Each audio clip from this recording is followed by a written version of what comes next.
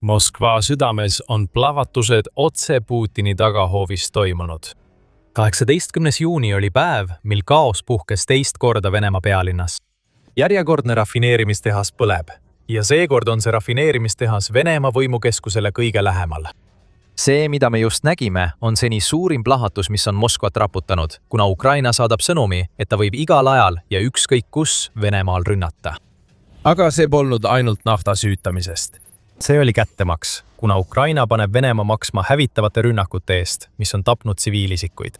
See, mida Ukraina just korda saatis, polnud tavaline rünnak. Sihtmärgiks oli Moskva naftarafineerimistehas. See rafineerimistehas ei asu sugugi Moskva oblasti äärealadel, vaid paikneb vaid 15 kilomeetri kaugusel Vene võimu südamest, Kremlist. Võiksid istuda autosse ja sõita Kremlist sellesse rafineerimistehasesse umbes 30 minutiga. Droon jõuaks sinna palju kiiremini. Ja just seda sõnumit tahab Ukraina Putini pähe puurida. See üksik rafineerimistehas, mis kuulub Gazprom Neftile, on Moskva ellujäämise jaoks ülioluline. See varustab 70% Moskvas ja ümbritsevas piirkonnas kasutatavast bensiinist ning toodab 40% kogu piirkonna kütuseturul müüdavast tootest. 12 miljoni tonnise nafta töötlemisvõimsusega on Moskva naftatöötlemistehas üks suurimaid kogu Venemaal. Ja Ukraina tabas seda 2 korda.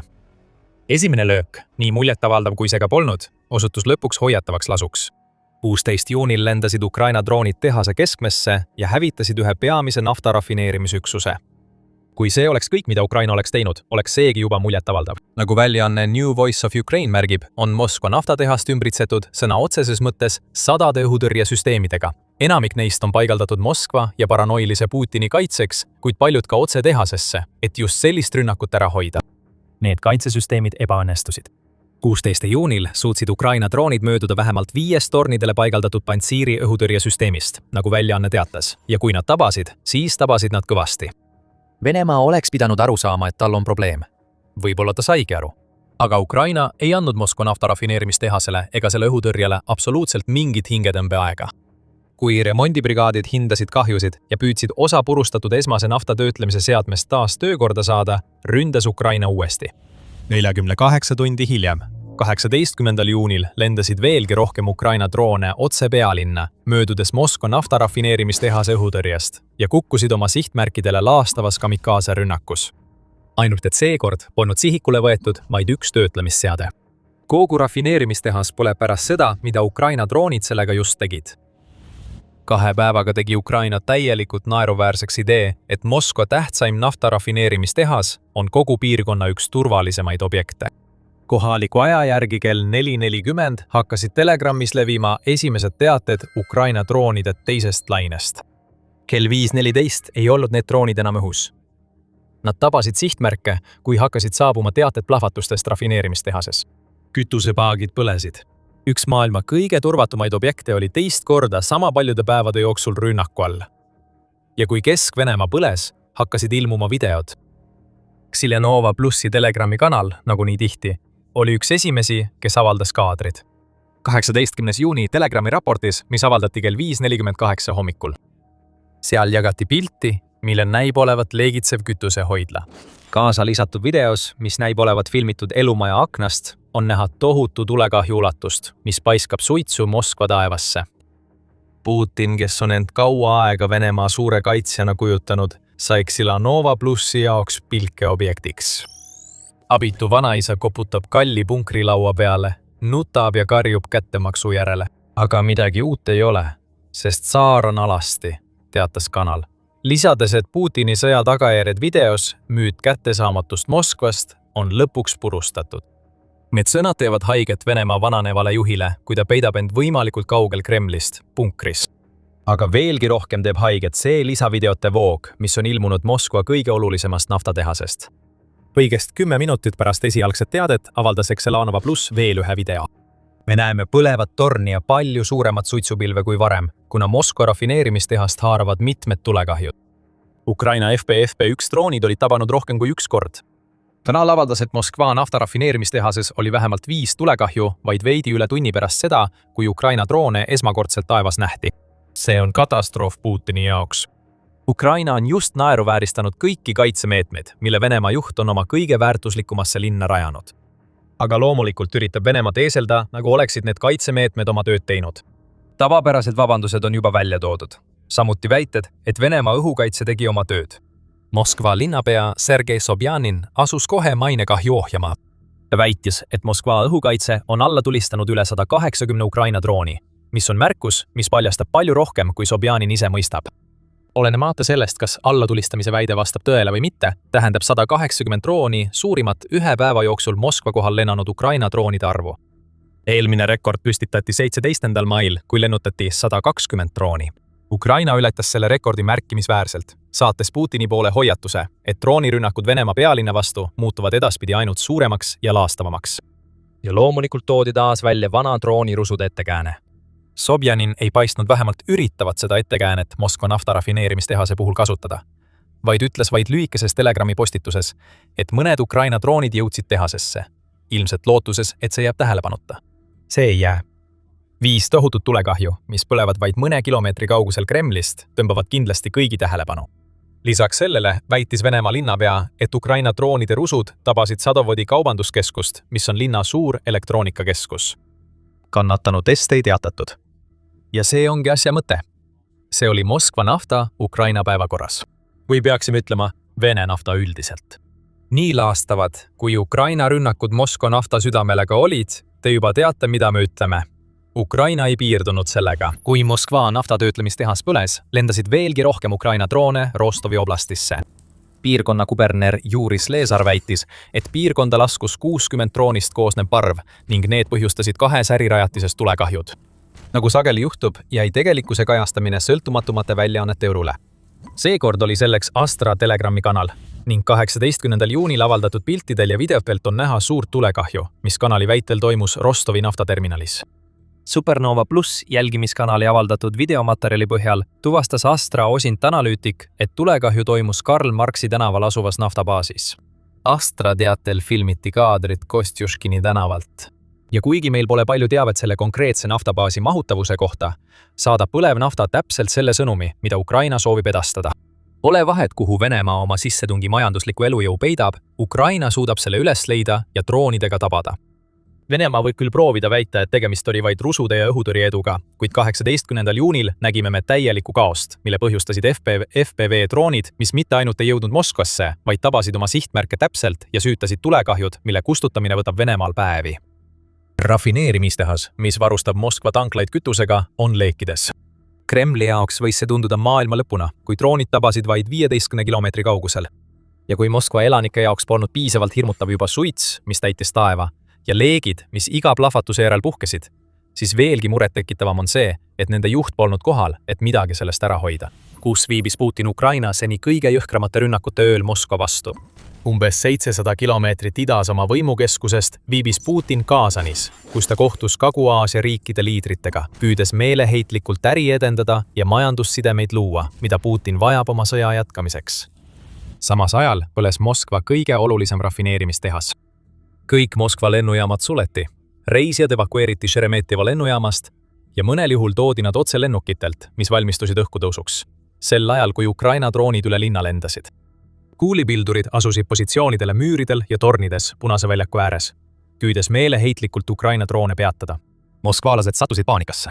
Nad ei ole harjunud sellist tüüpi rünnakutega ja kindlasti mitte sellises ulatuses, nagu Ukraina suutis 18. juunil. The Guardian kirjutab, et Moskva oli nii enesekindel, et midagi sellist nagu just juhtus, ei saa tegelikult juhtuda, et isegi õhuhäire sireene ei käivitata, kui Ukraina droonid ilmuvad. Õhutõrje peaks need droonid hävitama enne, kui moskvalased neid näevad. Aga 16. ja 18. juunil paljastus selle väidetava kaitsemüüri haprus kõigile Venemaa pealinnas. Nüüd peavad nad leppima sellega, et Ukraina ründab Moskvat ja see on nende uus normaalsus. Aga Ukraina jaoks oli see midagi enamat kui lihtsalt tõestus, et nende FP1 droonid suudavad Moskva südamesse rünnata. Vaid päev enne droonide lendu ründas Venemaa. Ukraina tahtis kättemaksu ja Moskva naftarafineerimistehase süütamine oligi nende kättemaks. Aga enne kui süveneme sellesse, mida Venemaa tegi, et esile kutsuda nii laastav vasturöök, tuletan kiiresti meelde, et te vaatate saadet Sõjaväeshow. Kui see pole veel tellinud, siis nüüd on ideaalne aeg sellele nupule vajutada. 15. juuni on päev, mis jääb Kiievi elanike mällu pikaks ajaks ja seda kõigil valedel põhjustel. Venemaa valis just selle päeva, et vallandada löögilaine Ukraina pealinna ja teiste Ukraina piirkondade vastu. ainult sõjalised sihtmärgid polnud Putini päevakorras. Ukraina tsiviilelanike terroriseerimine oli kõik, mida Venemaa tahtis saavutada, ja just seda ta tegigi. Venemaa rünnaku lõpuks oli vähemalt 11 ukrainlast surnud. 4 Kiievis, 5 päästetöötajat Harkivis, kes üritasid tuld kustutada, ja vähemalt veel 2 mujal Ukrainas. Kiievi linnapea Vitali Klitschko teatas, et Venemaa rünnakud jätsid 140 000 tema linna elanikku elektrita. Ukraina president Volodymyr Zelenski teatas hiljem, et Venemaa 611 drooni ja 70 raketti olid vigastanud 53 inimest üle kogu Ukraina. Kuid nii ränk kui see ka pole, et ÜRO inimõiguste ülemvoliniku büroo on kinnitanud tsiviilohvrite arvu vähemalt 62 716 inimeseni seisuga 31. mai, ületas Venemaa 15. juunil veel ühe piiri, mida ei tohiks kunagi ületada. See tabas kloostrit, ja mitte lihtsalt suvalist kloostrit, vaid UNESCO maailmapärandi objekti. The Guardian teatab, et uinumise katedraal, mis asub Kiievi Pečerski Lavra kloostrikompleksis, sai Venemaa raketi- ja droonirünnakute tagajärjel tõsiselt kahjustada. See on terrorism. Putini teadlik katse hävitada üks kogu Ukraina tähtsamaid religioosseid ja kultuurilisi paiku. Ja et veelgi haavale soola raputada, ründas Venemaa ka Aleksander Dovženko riiklikku filmistuudiot, kus asub Ukraina suurim ja vanim kostüümikogu. Õleva kloostri kaandrid avaldas Euronews. Need näitavad, kui ulatuslik kahju on tehtud nii olulisele Ukraina mälestusmärgile. Tulekahju möllab otse katedraali südames ning näeme, kuidas tuletõrjujad püüavad leeke kustutada, kuid kahju on juba tehtud. 15. juuni oli päev, mil Venemaa ründas Kiievi südant. See, mida me siin näeme, on sõda kogu Ukraina kultuuri vastu. Vladimir Putin püüab hävitada kõik, mis teeb Ukrainast selle, mis ta on, kui ta halastamatult üritab riigilt võtta suveräänsuse ja sundida seda saama Venemaa osaks. Selles 2 rünnakust koosnevas loos näeme erinevust Ukraina ja Venemaa vahel. Vladimir Putin tahab külvata hirmu. Talle ei ole oluline, mida Venemaa droonid ja raketid tabavad, peaasi, et need tabaksid midagi ukrainlastele kuuluvat. Tegelikult on Vladimir Putini jaoks isegi parem, kui tsiviilisikud hukkuvad ja kirikud põlevad. Kõik käib selle ümber, et hirmutada Ukraina rahvas alistuma. Aga Ukraina tegutseb täpsusega. Kui ta kätte maksab, ei sihi ta meelega Vene tsiviilisikuid. Ukraina hävitab rafineerimistehaseid, purustab naftabaase, korraldab lööke Putini sõjamasina vastu, mitte nende inimeste vastu, kelle ta on oma ego paitamiseks sõtta tirinud. Zelenski kasutas X-i platvormi, et sellele tähelepanu juhtida pärast rünnakut Moskva naftarafineerimistehasele ning rõhutas ka seda, kui õigustatud on Ukraina, kui ta sihib Venemaa südant. See on täielikult õigustatud vastus Venemaa rünnakutele meie linnade ja kogukondade vastu ning järjekordne oluline tulemus meie sõdalaste tööst nende rajatiste vastu, mis toetavad Venemaa sõjamasinat. Zelenski kuulutas seda. Ta lisas, viimastel päevadel on kõik meie partnerid märkinud meie keskmaa-löökide ja kaugmaa sanktsioonide täpsust ja tõhusust. On aeg, et sõda lõppeks ja Venemaa peab astuma vajalikud sammud diplomaatias. Moskva on just tundnud Ukraina journey'de ulatust. Kuid siin on oluline just täpsus. Kui Venemaa on rahul sellega, et tabab kõike, mida suudab, siis Ukraina kulutab sõjamasinat järk-järgult. Põleng põlengu järel jahvatatakse see masin seisma. Veel üks sõnum on saadetud. Kätte on makstud. Aga Putini jaoks ei seisne kogu selle asja juures tõeline probleem ainult selles, et Moskva on nüüd sihtmärk, mis on juba iseenesest katastroof, vaid ka selles, et Ukraina rünnak ei ole ühekordne juhtum. See, mis just juhtus Moskva naftarafineerimistehases, on midagi, mida Ukraina saab teha ikka ja jälle ning 18. juunil kasutatud FP-1 droonid on selleks võtmetähtsusega. Palju on räägitud Firepointist ja selle FP-5 ehk Flamingo droonraketi hübriidist. Ja seda põhjusega. Flamingo on surmav. Kuid kui rääkida Ukraina süvalöögistrateegiast, võib FP-1 olla kõige olulisem droon, mis Ukrainal arsenalis on. Juba ainuüksi tehnilised andmed näitavad, miks see droon on Venemaa jaoks jätkuvalt ja üha kasvavaks mureks. FP-1 suudab lennata 1600 kilomeetrit, mis tähendab, et mitte ainult Moskva jääb lennuulatusse, vaid sihtmärgiks muutub iga sõjaline ja energiarajatis, mis ei asu Venemaa kõige kaugemates piirkondades. 160-kilone lõhkepea, mida see droon kannab, ei pruugi olla Ukraina kaugmaa ründevahendite seas kõige suurem. Kuid sellele tulejõule lisandub täpsus. Tänu multimodaalsele navigatsioonisüsteemile, mis kasutab Satnavi, GPS-i ja isegi Venemaa GLONASS-süsteemi ning ühendab need inertsiaalse navigatsioonisüsteemiga. FP-1 jõuab sinna, kuhu vaja ja tabab oma sihtmärki enamasti. Aga Venemaa jaoks on peamine mure hind. Droonid, mis süütasid Moskva suurima rafineerimistehase, maksid Ukrainale vaid $55,000, teatab Ukraina uus häälekandja. Ja see madal hind tähendab, et masstootmine on reaalsus. Ukraina kaitsetehnoloogia kogukonna turg näitab, et FP-1 toodetakse suurtes kogustes. iga päev ehitatakse kuni 100 drooni. Kui me ütlesime, et Putin ei saa eeldada, et viimane rafineerimistehase rünnak oli üksikjuhtum, siis just see ongi põhjus. Ukraina ehitab seda drooni, mis selle rünnaku läbi viis, nii suures koguses, et teoreetiliselt võiks ta iga päev Venemaad terve parvega rünnata.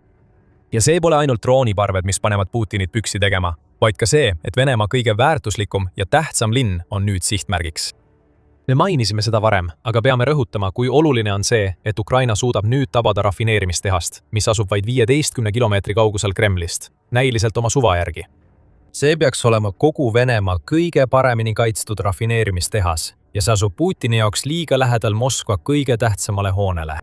16 ja 18 juuni näitavad meile, et kogu sellest hooplemisest hoolimata ei tee Moskva õhutõrje piisavalt linna kaitsmiseks. CBS News pakkus 17. juuni raportis välja teooria, miks see nii on, märkides, et Ukraina droonirünnakute tohutu ulatus tähendab, et Venemaal hakkab S-300 süsteemi tõrjerakette nappima. Kui see nii on, peab Venemaa rohkem tuginema moodsamatele süsteemidele nagu S-400 ja Pantsir. Kuid ka nende raketivarud hakkavad peagi otsa saama. Tõenäoliselt nägimegi seda Moskvas. Tuletame meelde, et Guardian teatas, et Venemaa paigutas kuulipildurid tornidesse, et Ukraina droonidega toime tulla. Ja see ei ole asi, mis peaks juhtuma Venemaa pealinnas. Putini uus reaalsus on see, et ta ei suuda enam kaitsta seda üht linna, mida ta soovis hoida Ukraina sõjamullis. Moskva pidi jääma puutumatuks, kuid iga kord, kui Ukraina droonid tabavad oma sihtmärke, saab Putini kaitsekuvand kahjustada ja Venemaa juht on alandatud. Ja Putini jaoks on kõige hullem see, et ta teab, et ta ei saa selle vastu midagi teha, ning ta on isegi tunnistanud oma täielikku võimetust oma riiki kaitsta. See ülestunnistus ei tulnud otse. Midagi, mis tuleb Putini suust, ei saa usaldada, kuid Putini teod paljastavad kõik. Mõtle tagasi, 9. maile. See oli Venemaa armetu võidupüha paraadi kuupäev, kus ei olnud näha ühtegi sõjatehnikat, mis tavaliselt sellel pidustusel tänavatel liigub. Miks? Venemaa kartis, et Ukraina droonid lendavad paraadile ja hävitavad selle tehnika kogu maailma silme all. Suurim Venemaa sõjalise jõu demonstratsioon muutus täielikuks tühisündmuseks. See on Putini ülestunnistus. Ükski tank ei veere läbi Punase väljaku. See on Putini viis öelda Moskva rahvale, et ta ei suuda neid enam kaitsta. Ja kui sellest veel ei piisanud, et sõnum kohale jõuaks, siis 15 kilomeetri kaugusel Kremlist põleb naftatöötlemistehas teeb selle ülestunnistuse selgemaks kui kunagi varem. Moskva on nüüd sihtmärk. Linna õhutõrje on paljastatud. Sõjamasinale olulisi rajatisi rünnatakse ning iga päev ehitab Ukraina 10 uusi droone, mida Venemaa pole suutnud peatada. Surve Putinile kasvab, nagu peabki. Esitage plaan Ukraina sõja lõpetamiseks. See on nõudmine, mille Venemaa parlamendi liige esitas otse Vladimir Putinile ja Venemaa president on sellest raputatud. Tema parlament ei peaks selliseid asju ütlema. Ja need inimesed teavad, et nad peaksid kummarduma ja sõrmus suudlema. Heelatud või mitte, see öeldi just välja. Sõda on kestnud liiga kaua. Venemaa on kokkuvarisemise äärel ja see on kõik Putini süü. Putin on revunud. Kuid ta tunnistab ka, et talle on just antud karm reaalsuse annus kohast, mis peaks tema narratiivi toetama.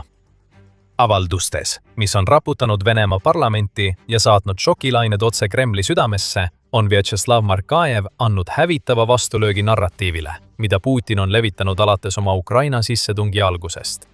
Riigiduuma saadik ja Venemaa kommunistliku partei liige, mis on üks väheseid parteisid, mis tänapäeva Venemaal üritab Putinile vastu seista. Markajev pidas pika tiraadi, milles süüdistas Putinit ebaefektiivses juhtimises. Ja seejärel loetles ta põhjused, miks ta väidab, et tema avaldus on 100% tõene. Kogu Venemaad läbivad korruptsioonilained, oligarhia, mida toetavad Putini poliitikad. Ja kõige rängem neist kõigist, selle osa elanikkonnast hävitamine, mida Markajev nimetab kõige aktiivsemaks ja paljunemisvõimelisemaks. Kõik see lasub nüüd Putini õlul.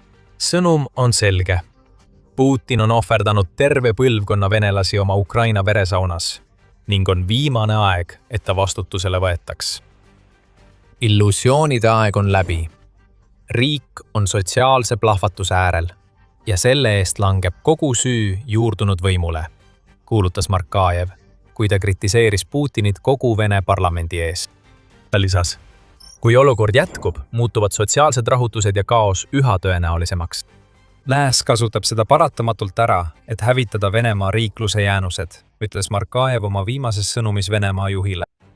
Nende kommentaaride juures on märkimisväärne see, kui jultunud need on. See ei ole mingi poliitik, kes teeb ähmaseid väiteid, et võib-olla, lihtsalt võib-olla, on Putin end ümbritsenud valede inimestega ja peaks kaaluma oma kursi muutmist. See on hoiatus, mis kõlab otse Venemaa parlamendist võimukeskusele ja ütleb, et Putin on läbikukkunud juht, kes pannakse oma kohale pigem varem kui hiljem. Aga siin muutub asi Putini jaoks tõeliselt tõsiseks. See ei ole lihtsalt mingi üksik parlamendiliige, kes ründama asub.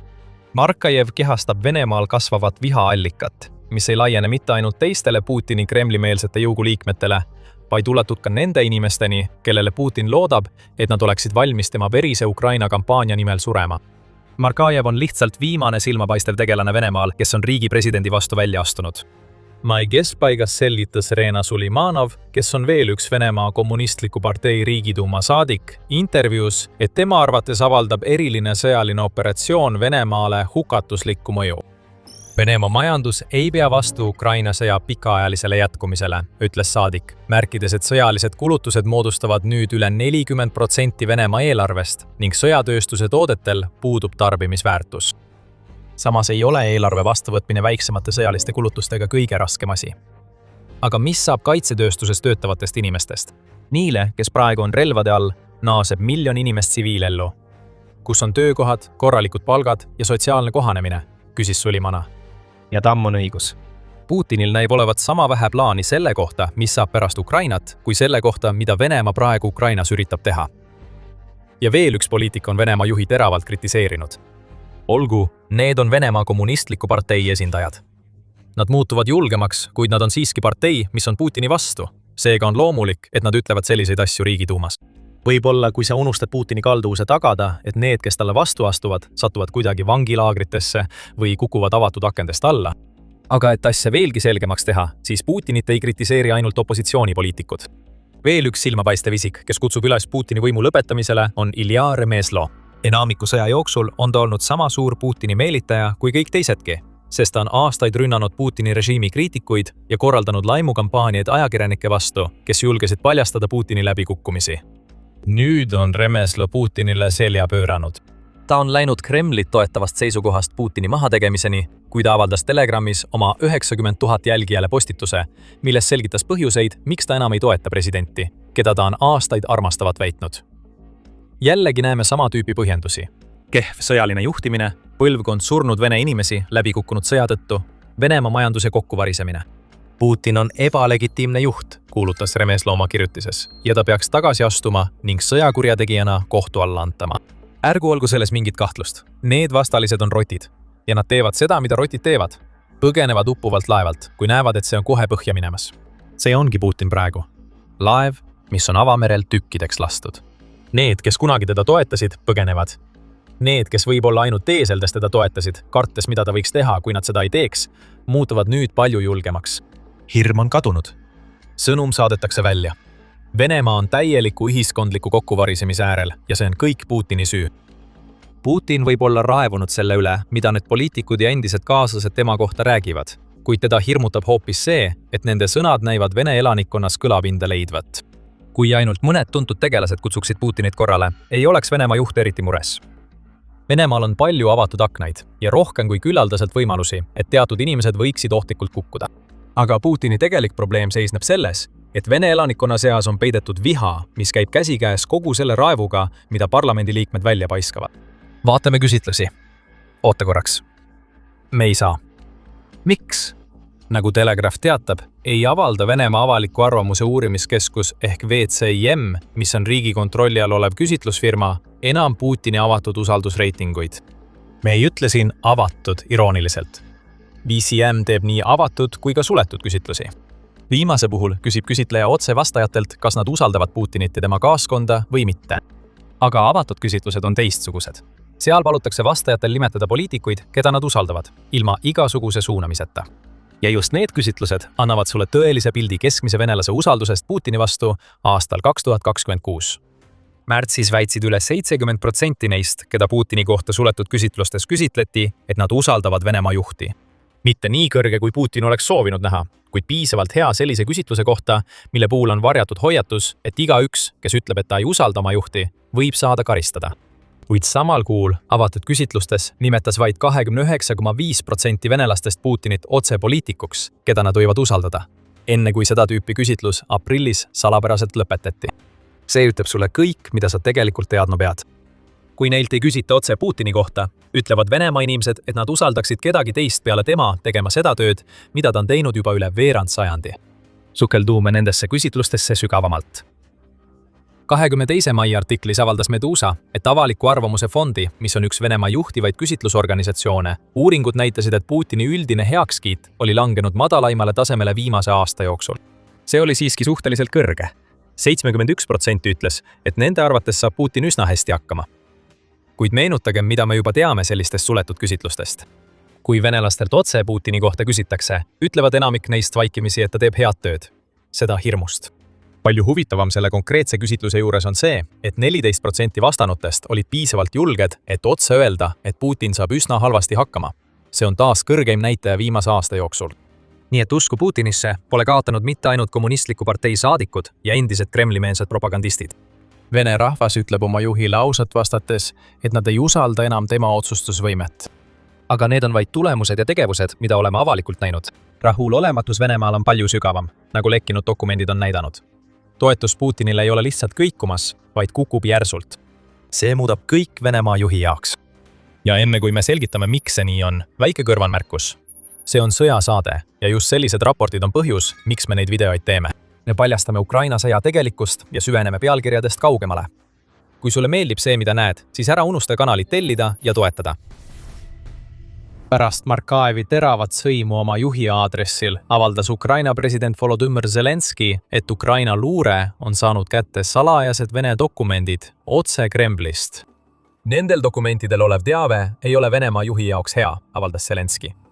Niinimetatud venelaste rahulolematuse prognoosinäitajad Putini suhtes jätkavad stabiilset kasvu, teatas Zelenski, lisades, et Putin on juba hakanud harjuma mõttega, et rahulolematuse kasvu ei saa peatada. Ja see näitaja ei jõua platoole enne septembrit, kui Venemaal on kavandatud parlamendivalimised. Need numbrid on Vladimir Putini jaoks kohutavad.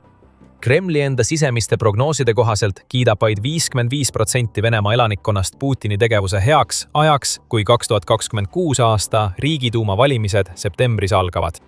Veelgi murettekitavam Putini jaoks on see, et prognooside kohaselt avaldab 33% elanikkonnast otseselt oma rahulolematust, samas kui veel 12% on kas otsustamata või kuuluvad kategooriatesse, mis ei hõlma, me armastame ja usaldame oma presidenti. See raport on Putinit juba ootamatult tabanud. Kuid mis teda tõeliselt muretsema paneb, on see, et tema juhitud partei Ühtne Venemaa kogeb stabiilset toetuse langust, paljastab Zelenski. See on probleem septembris toimuvatel valimistel, kuna see annab võimalusi opositsiooniparteidele, näiteks Venemaa kommunistlikule parteile, kelle liikmed kritiseerivad Putinit ja võivad saavutada Venemaa parlamendis märkimisväärset edu. Ühtse Venemaa partei lahendus sellele probleemile näib olevat märksa suurema võltsimise kasutamine, et saavutada tulemused, mida Putin vajab Riigiduuma kontrolli säilitamiseks. Poole vahet, kuhu Putin ka ei vaataks, ta näeb venelasi, kes on valmis muutusteks. Nad näevad, et Venemaa on kokkuvarisemise äärel ja nende näpud on suunatud otse mehele, kes veedab tänapäeval rohkem aega punkrites varjul kui oma riiki juhtides. Ja kuidagi läheb kõik Putini jaoks veelgi hullemaks. Lekkinud dokumendid ei paljasta ainult Putini ja tema partei toetuse kokkuvarisemist. Need väidavad ka, et mitmes Venemaa piirkonnas on dokumentide sõnul mõõdetavalt kasvanud niinimetatud protestimeeleolud. See väide kattub meediaväljaande United24 14. mai raportiga, mis väitis, et protestipotentsiaal Venemaal on jõudnud peaaegu 2 aasta kõrgeimale tasemele. Selle raporti kohaselt näitas sõltumatu Levada keskuse läbiviidud küsitlus, et 20% venelastest usub, et protestid elatustaseme languse vastu Venemaal on võimalikud, mis annab üsna selge vihje ühe kohta põhjustest, miks Putin praegu nii palju vastuseisu kogeb.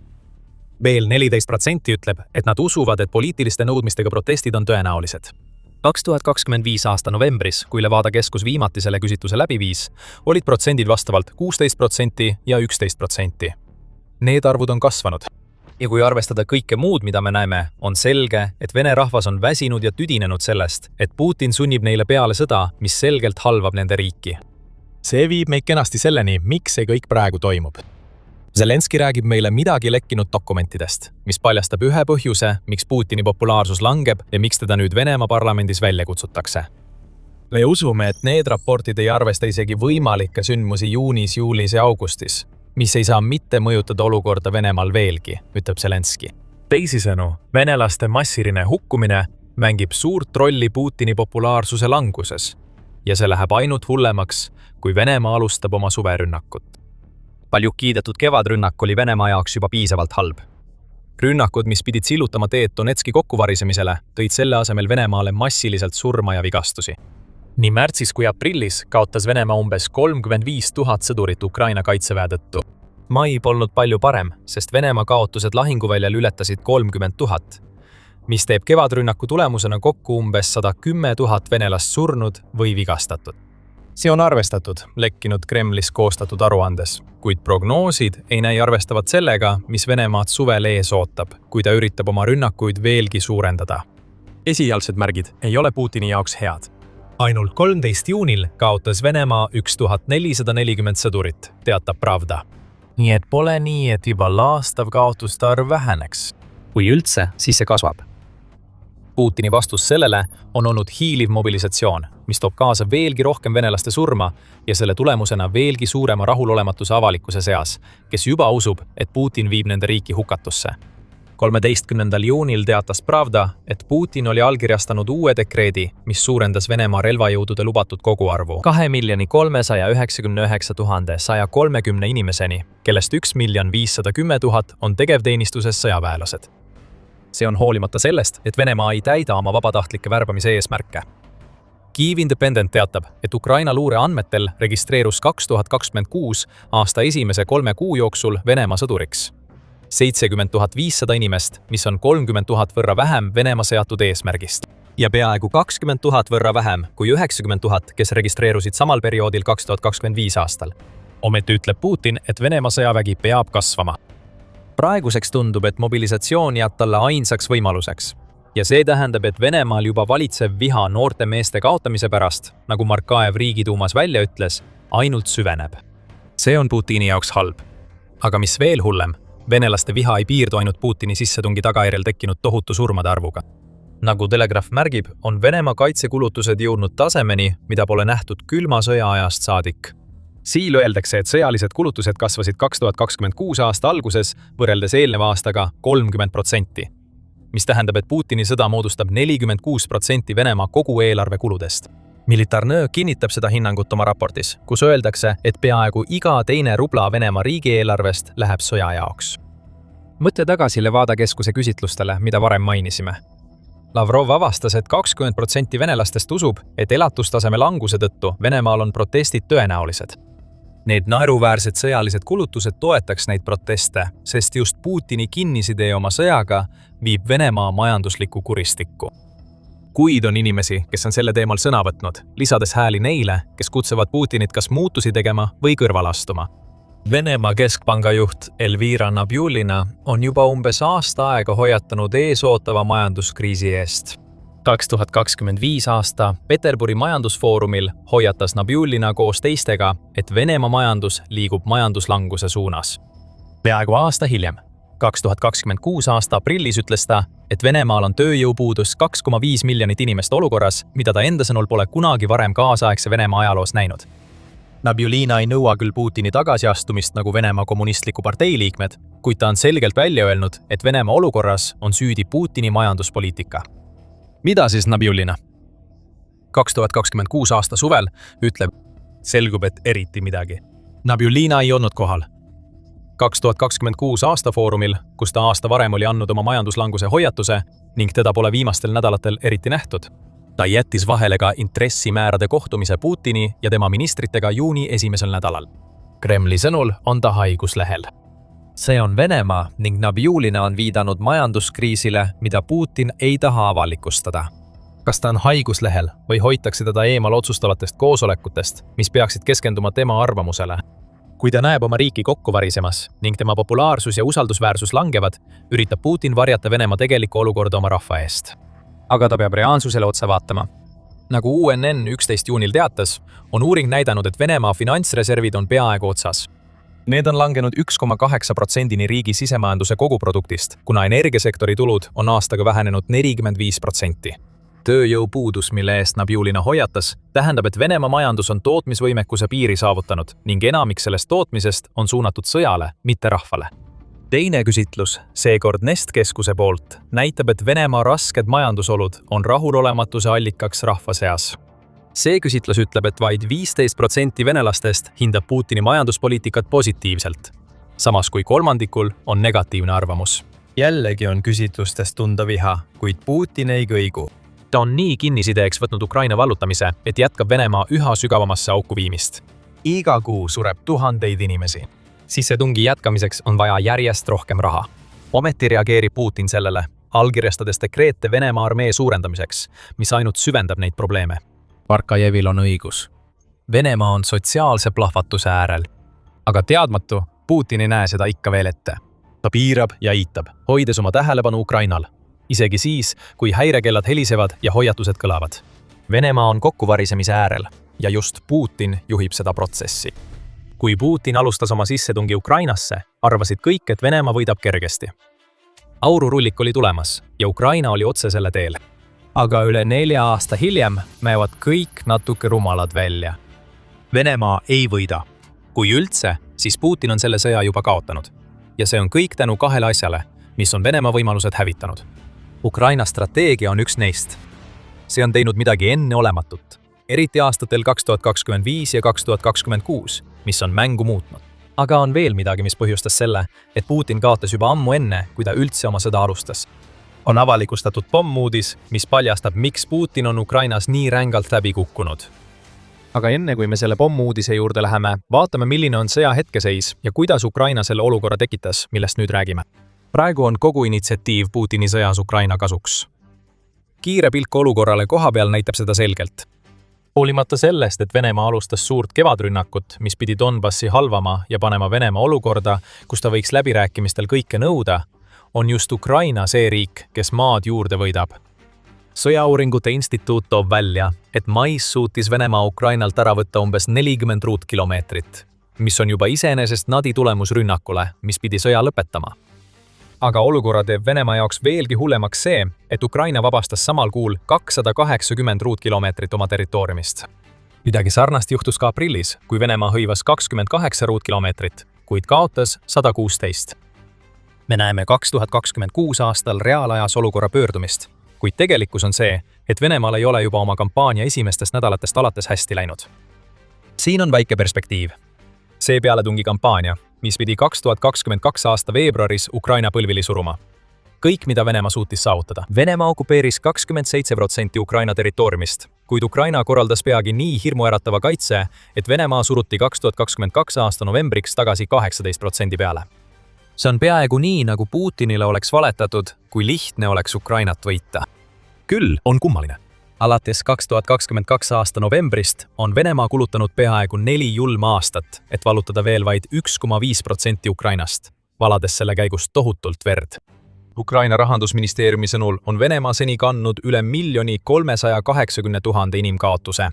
Putini janu Ukraina järele ja ohvrid, mille ta on Venemaale peale surunud, ühinevad madala sündimuse ja suurema suremusega.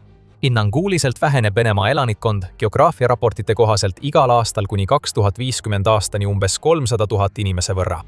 Ja seda kõike selleks, et alates 2022 aasta novembrist võita territooriumi, mis on võrreldav Los Angelese maakonnaga. Midagi ei klapi. Kuidas on Venemaa nii halvasti läbi kukkunud, kui tal on endiselt selge inimressursi ülekaal ja piisavalt sõjatehnikat, et Ukraina ei peaks isegi stardist kaugemale jõudma? Vastus taandub 2 asjale. Ukraina geniaalne strateegia ja šokeeriv paljastus, mis näitab, et Putinil pole aimugi, mis tegelikult toimub, ega ole seda teadnud sõja algusest peale. Alustame strateegiast. Alates 2025 aastast on Ukraina muutnud viisi, kuidas ta Venemaa vastu võitleb. Sõja esimestel aastatel püüdis Ukraina Venemaaga maavägedes sammu pidada ja teda ületada.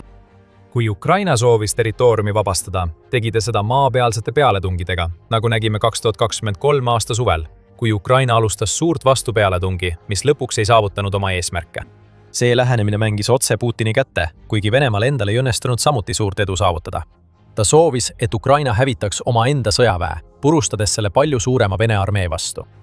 Jah, palju venelasi sureks, kuid samuti hukuks palju ukrainlasi, mis viiks selleni, et Venemaa tuleks kurnamissõjas lõpuks võitjana välja. nii et Ukraina muutis oma lähenemist. Alates 2025 aastast muutus riigi fookus maismaa pealetungidelt asümmeetrilisele strateegiale, mille eesmärk oli teha kahte asja. Halvata Venemaa majandus ja kui Ukraina liikus 2026 aastasse, kasutada uue põlvkonna droone, et purustada Vene tagala okupeeritud aladel. Majanduslikus plaanis on pika ulatusega löögid, mis tungivad Venemaale sügavamale, kui Putin oleks kunagi osanud oodata, mänginud suurt rolli Venemaa majanduse ruineerimisel. Need kineetilised sanktsioonid, mis käivad käsikäes. 26 655 traditsioonilise sanktsiooniga, mille Ukraina ja tema liitlased on Venemaa vastu kehtestanud, teevad tohutut majanduslikku kahju. Ja 2025 aasta oli see, kui Ukraina pühendus täielikult sellele strateegiale. The Economistil on need numbrid. See ütleb, et Ukraina korraldas 335 rünnakut, mis olid vähemalt 100 kilomeetri kaugusel tema piiridest ajavahemikus 2022 kuni 2024 aasta lõpuni. 2025 aastal tõusis see number 658-ni, peaaegu kahekordistades ühe aastaga selle, mida Ukraina oli saavutanud eelneva 3 aasta jooksul. Ja 2026 aastal, eeldades, et Ukraina jätkab praeguses tempos, on ta sooritanud üle 800 süvarünnaku Venemaa vastu, millest paljud on suunatud nafta- ja gaasirajatiste pihta, millele Venemaa toetub, et hoida raha voolamas Putini sõjamasinasse. Ja see ongi võtmeküsimus. Lõika läbi energiaeluliin ja kogu Venemaa majandus hakkab selle tagajärjel raskustes olema. Selle Ukraina asümmeetrilise strateegia aspekti mõju, eriti aastal 2026, on olnud märkimisväärne. 12. mail teatas ajaleht Moskva Times, et Venemaa oli sunnitud vähendama oma sisemajanduse koguprodukti ehk SKP kasvuprognoosi 1,3%-lt 0,4%-le, kuna Ukraina rünnakud raputasid riigi energeetikasektorit. Venemaa majandus kahanes samuti.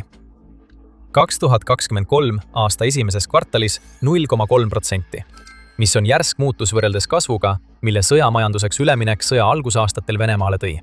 Ukraina võib võtta au paljude Venemaa majanduslike raskuste eest ning mõned juba ennustavad, et Venemaa on jõudnud oma majanduse taastumisvõimaluste lõppmängu. Kieli instituut on nende seas. 11. juuni artiklis öeldi, et Venemaa sõjamajandus on jõudnud oma piirini, kuna Venemaa likviidse riikliku heaolufondi varad on langenud aprilliks vaid 1,8%-ni SKP-st, võrreldes 6,5%-ga sissetungi alguses. Nafta- ja gaasitulud kukkusid samuti. 2026 aasta esimeses kvartalis järsult, langedes aastaga 45%. See on Ukraina teene. Venemaal on raske naftat ja gaasi müüa, kui nende rafineerimistehased ja terminalid põlevad. Need 2026 aasta majandusprobleemid on alles algus.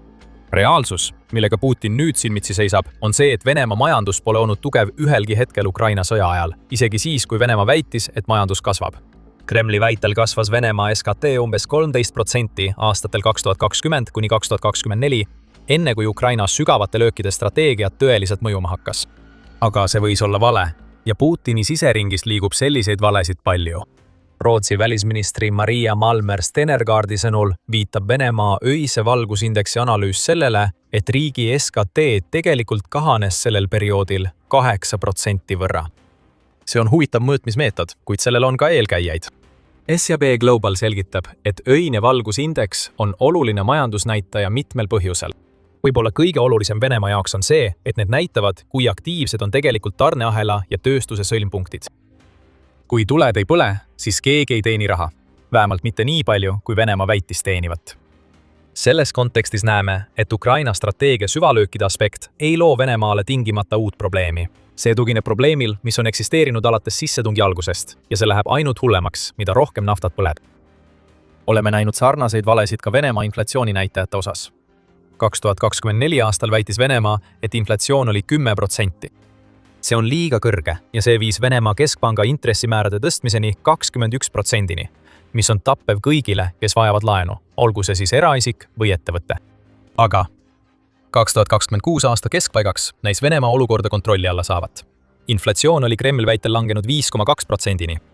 Kuid Rootsi sõjaväeluure väidab vastupidist, kinnitades, et Venemaa inflatsioon on pigem 15% lähedal, mis muudab Venemaa niigi nõrgenenud sõjaliste kulutuste võimekuse veelgi nõrgemaks. Ja isegi Hormuzi väina sulgemine, mis toimus operatsiooni eepiline raev tulemusena, pole Venemaad siin eriti aidanud. Nafta hinnad võivad küll olla tõusnud, kuid Ukraina süvalöögikampaania on laienenud nii kaugele, et suudab tabada terminale, mida Venemaa kasutab oma nafta ekspordiks, tihti korduvalt, et need täielikult sulgeda. näiteks nägime seda 14 juunil, kui Ukraina kinnitas, et oli taas tabanud Tuapse terminali, kust läheb 20% Venemaa meritsi müüdavast naftast. Me näeme kogu Venemaa majanduslikku valu. Ukraina üleminek asümmeetrilisele strateegiale, keskendudes tugevalt sügavatele löökidele, on loonud suure osa neist majanduslikest probleemidest, millega Venemaa nüüd silmitsi seisab. Ja kui nad neid ei loo, siis Ukraina kaugmaadroonid süvendavad juba olemasolevaid probleeme. Loogika on selge ja väga lihtne järgida. Kui kahjustada Venemaa majandust, siis halvab see ka tema sõjamasina. Aga see pole veel kõik, millele see leidlik strateegia taandub. Kui Venemaa ise peab toime tulema pidevate õhurünnakutega, siis Ukraina on ellu viinud oma strateegia teist osa, mis keskendub okupeeritud aladele. Kokkuvõttes on need kaks taktikat need, mis viivad Venemaa sõja kaotamiseni. Ja pidage meeles, et on veel see pommuudis, mis pani Putini algusest peale kaitsepositsioonile. See pommuudis muudab kõike, mida me arvasime Ukraina sõja kohta teadvat.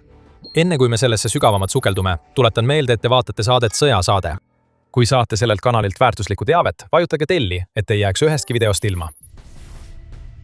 Varem rääkisime teile, et Ukraina on loobunud suurte maismaa operatsioonide alustamisest Venemaa vägede vastu. Siiski ütlesime teile ka seda, et Ukraina on aprillis ja mais territooriumi juurdevõidu poolest Venemaast ees olnud. Kuidas see võimalik on, kui Ukraina ei ohverda suuri hulki sõdureid selle territooriumi tagasivõtmiseks? 2 sõna. Keskmaa rünnakud. Koogu. 2026. Aasta jooksul on Ukraina oma Venemaa siseseid süvalöögioperatsioone täiendanud keskmaa rünnakutega, mida on võimaldanud uue põlvkonna droonide kasutuselevõtt. Need droonid võimaldavad Ukrainal rünnata Vene tagalat okupeeritud aladel. Ukraina on suure osa aastast kasutanud neid droone, et rünnata Vene sihtmärke, umbes 50–200 kilomeetri kaugusel. Ainuüksi mais viis Ukraina läbi peaaegu 2000 sellist rünnakut, nagu ütles president Volodymyr Zelenski. See kampaania halvab juhtimispunkte, õhutõrjesüsteeme ja vägede koondumisi rindejoone taga. Ja logistika sulgemise programmi raames, mille Ukraina kuulutas ametlikult välja mai lõpus ning mis tugineb sellele keskmaa rünnakute kampaaniale, Ukraina on samuti hävitanud rekordarvu Vene varustusmasinaid ja kütuseautosid, mis kõik liikusid okupeeritud aladel, et pakkuda rindel olevatele sõduritele logistilist tuge. Ainult mais hävitasid Ukraina kaitsejõud lisaks teistele keskmaa rünnakutele 8612 Vene sõidukit ja kütusepaaki. Maanteed, eriti need, mis viivad Krimmi, on pideva rünnaku all. Ja see kõik kokku tähendab Venemaa jaoks õuduslikku olukorda. Varustust ei jõua sinna, kuhu vaja, ja see loob Ukrainale võimalusi sihipärasteks vasturünnakuteks. Selle asemel, et korraldada suuri maismaarünnakuid, mis iseloomustasid sõja algusaastaid, nõrgestab Ukraina nüüd Venemaad tagalas enne välkoperatsioonide alustamist, millega hävitatakse üha isoleeritumad Vene sõdurite grupid, kes püüavad hoida enda poolt vallutatud territooriumi. Kui sellele lisada Ukraina surmavad kaitsevõimed, siis näeme olukordi, kus Ukraina on 2 järjestikust kuud suutnud Venemaa eest territooriumi juurde võita. Kaugus on kõik. Ukraina strateegia Venemaa vastu. Ja see on ainus asi, mida Putin ei oodanud, et Ukrainal võiks olla. Ukraina kaugmaarünnakud ulatuvad 2026 aastal 2,5 korda sügavamale kui 2022 aastal. Ukraina kaitseministeeriumi andmetel aprillis tähendab see, et nad suudavad tabada Vene sihtmärke järjepidevalt kuni 1750 kilomeetri kaugusel. See on tohutu ja just sellepärast kaotab Venemaa nii palju territooriumi ning saab rindel nii tugevalt häbistatud. Lisaks ei ole need rünnakud kõik, mida Ukraina teeb. Vene sõdurid tuleb endiselt rindel elimineerida ja just selleks ongi Ukraina FPV-droonidega üle ujutatud tapatsoonid. Lühimaa luure- ja ründedroonid patrullivad pidevalt kuni 30 kilomeetrit rindejoonest kaugemal, otsides Vene sõdureid ja varustust, mis üritavad rindele jõuda, et rünnakuid alustada. See on retsept katastroofiks. Võta üks sorts Vene majanduse rikkumist, lisa näpuotsaga keskmaa rünnakuid, mis hävitavad tagalat, ning sega see kokku korraliku koguse FPV-droonirünnakutega rindel ja selle ümbruses olevate sõdurite vastu ja saad sõja, mida Putin kaotab. Aga me ütlesime juba algusest peale, et Putin on selle sõja kaotanud. See, mida me näeme aastal 2026, on aastaid kestnud Ukraina strateegia kulminatsioon. Aga meil on veel vaja käsitleda seda väikest pommuudist, mida me mainisime. Ja see pommuudis näitab meile, et Venemaa president oli selle sõja juba alguses kaotanud, sest tal polnud aimugi, milles seda end segas. Me ei hoia teid enam kauem ootamas. Putinil on aastaid peaaegu kõige kohta, mis puudutab Venemaad, valetatud. Alati tundus kummaline, et Putin suutis Ukraina nii suurelt alahinnata, kui ta oma sissetungi alustas. Ukraina kohene kaitsevõime tugevus näis Venemaad ootamatult tabavat, mistõttu USA ja Euroopa ametnikud viitasid, et Putinile oli algusest peale Ukraina sõjalise jõu tegeliku tugevuse kohta valetatud. Need ametnikud ei teadnud, kui õigus neil tegelikult oli. 15. juunil avaldasid United24 Media ja Moscow Times, et Putin elab alternatiivses reaalsuses, mida talle edastab Vene riigitelevisioon. Seda väidab endine Vene propagandist Dmitri Skorobuttov, kelle sõnul on Venemaa riigitelevisiooni kanalid alates 2011 aastast edastanud eraldi eetris mitteolevaid uudistesaateid, mis on spetsiaalselt kohandatud selleks, et panna Putin naeratama.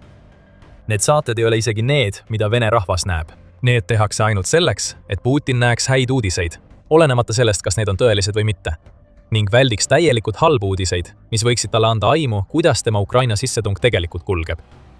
Kuidas Skorobuttov seda kõike teab? Ta on endine Rossija 1 kanali Vesti programmi peatoimetaja. Seega oli ta otseselt vastutav selle eest, et Putini silmadesse ja kõrvadesse jõuaks see, mida me võime täiesti tõsiselt nimetada libauudisteks. See toimis nii, ütleb Skorobuttov projektist, mille koodnimi oli Peavaataja. Oletame, et tavaline Vesti episood läks eetrisse kell 20.00, pärast mida tootmismeeskond jäi kohale. Meile anti juhised, milliseid uudiseid selles saates säilitada, mida lisada, kus asju ilustada ja mida eemaldada, et Putinile näidataks hiljem ideaalset pilti tänapäeva kaunist Venemaast. Teisisõnu, et ta on nii hea president. Endine propagandist ütleb, et Putinit on sellisel viisil aastaid tegelikkusest isoleeritud ja kitselt muutub nii palju Ukraina sõjast arusaadavaks. Eeldades, et see programm on endiselt jõus, tähendab see, et Putin pole näinud ühtegi uudist Venemaa ebaõnnestumistest Ukrainas ega midagi, mis võiks teda ärritada juba ammu enne sõja algust. Ja tundub, et võltsimine ei piirdu ainult Putini jaoks loodud eriuudistega. 29. mail teatas Ukraina Uus Hääl, et Putini sõjaväeülemad esitavad Venemaa juhile võltsitud kaarte, mis liialdavad Venemaa saavutusi, et varjata tõsiasja, et Venemaa pealetung mitte ainult ei ole aeglustunud, vaid kaotab aktiivselt territooriumi. Putini soovimatu enesekindlus Venemaa üleoleku suhtes paistab nüüd hoopis teises valguses. Need nõudmised Donbassi langemise kohta septembriks ei pruugi tulla ülbusest, vaid hoopis sellest, et tal pole aimugi, kui halvasti Venemaal selles piirkonnas praegu tegelikult läheb. Kui Putin kuulutas 2025 aasta lõpus, et Venemaa on vallutanud Pokrovski ja Vovtšanski, kuigi kumbki linn polnud langenud, võisid komandorid talle öelda, et Vene sõdurid on edu saavutanud. Kuramus 13. juunil väitis Putin, et Vene sõdurid ei saa oma pead tõsta Ukraina droonide tõttu, just või oleks see mingi ilmutus, mitte juba aastaid kestnud tegelikkus. Kas see on info, mis on suutnud läbi lipsata hoolikalt kootud valede võrgust, mis Putinit ümbritseb? Nii et ta alles nüüd saab aru, et droonid võivad Ukrainas probleemiks olla. Me ei saa seda kindlalt teada, kuid nüüd on selge, et Venemaa president on aastaid tegutsenud vale ettekujutusega tegelikkusest. Nii Ukrainas, Venemaal kui ka põhimõtteliselt kõikjal mujal. Aga nüüd, kui isegi Venemaa komandörid ja propagandistid ei suuda enam varjata seda, mis Ukrainas toimub, võib Putin lõpuks ometi tõekillukest näha. Venemaa oli kaotanud juba algusest peale ja Ukraina keerab noa veelgi sügavamale. Ja see jätab Putini hirmunuks ja meeleheitlikuks. Putin võib lõpuks mõista, et Venemaa kaotab Ukraina sõda mitmel rindel. Ärge saage meist valesti aru, see ei tähenda, et ta poleks enam ohtlik mees. Kui üldse, siis see taipamine võib muuta teda veelgi pöörasemaks, kuna ta võib püüda laiendada enda alustatud sõda Ukraina piiridest kaugemale, Euroopa NATO territooriumile. Kogu see alandus võib olla Putini jaoks liiga raske taluda, mis tähendab, et ta lükkab rahu tagasi ja üritab lõpuni võidelda, selle asemel, et tunnistada, et ta kaotas Ukraina nutikuse, enda saamatuse ja üle 10 aasta talle truualamlike poolt ette söödetud valede tõttu.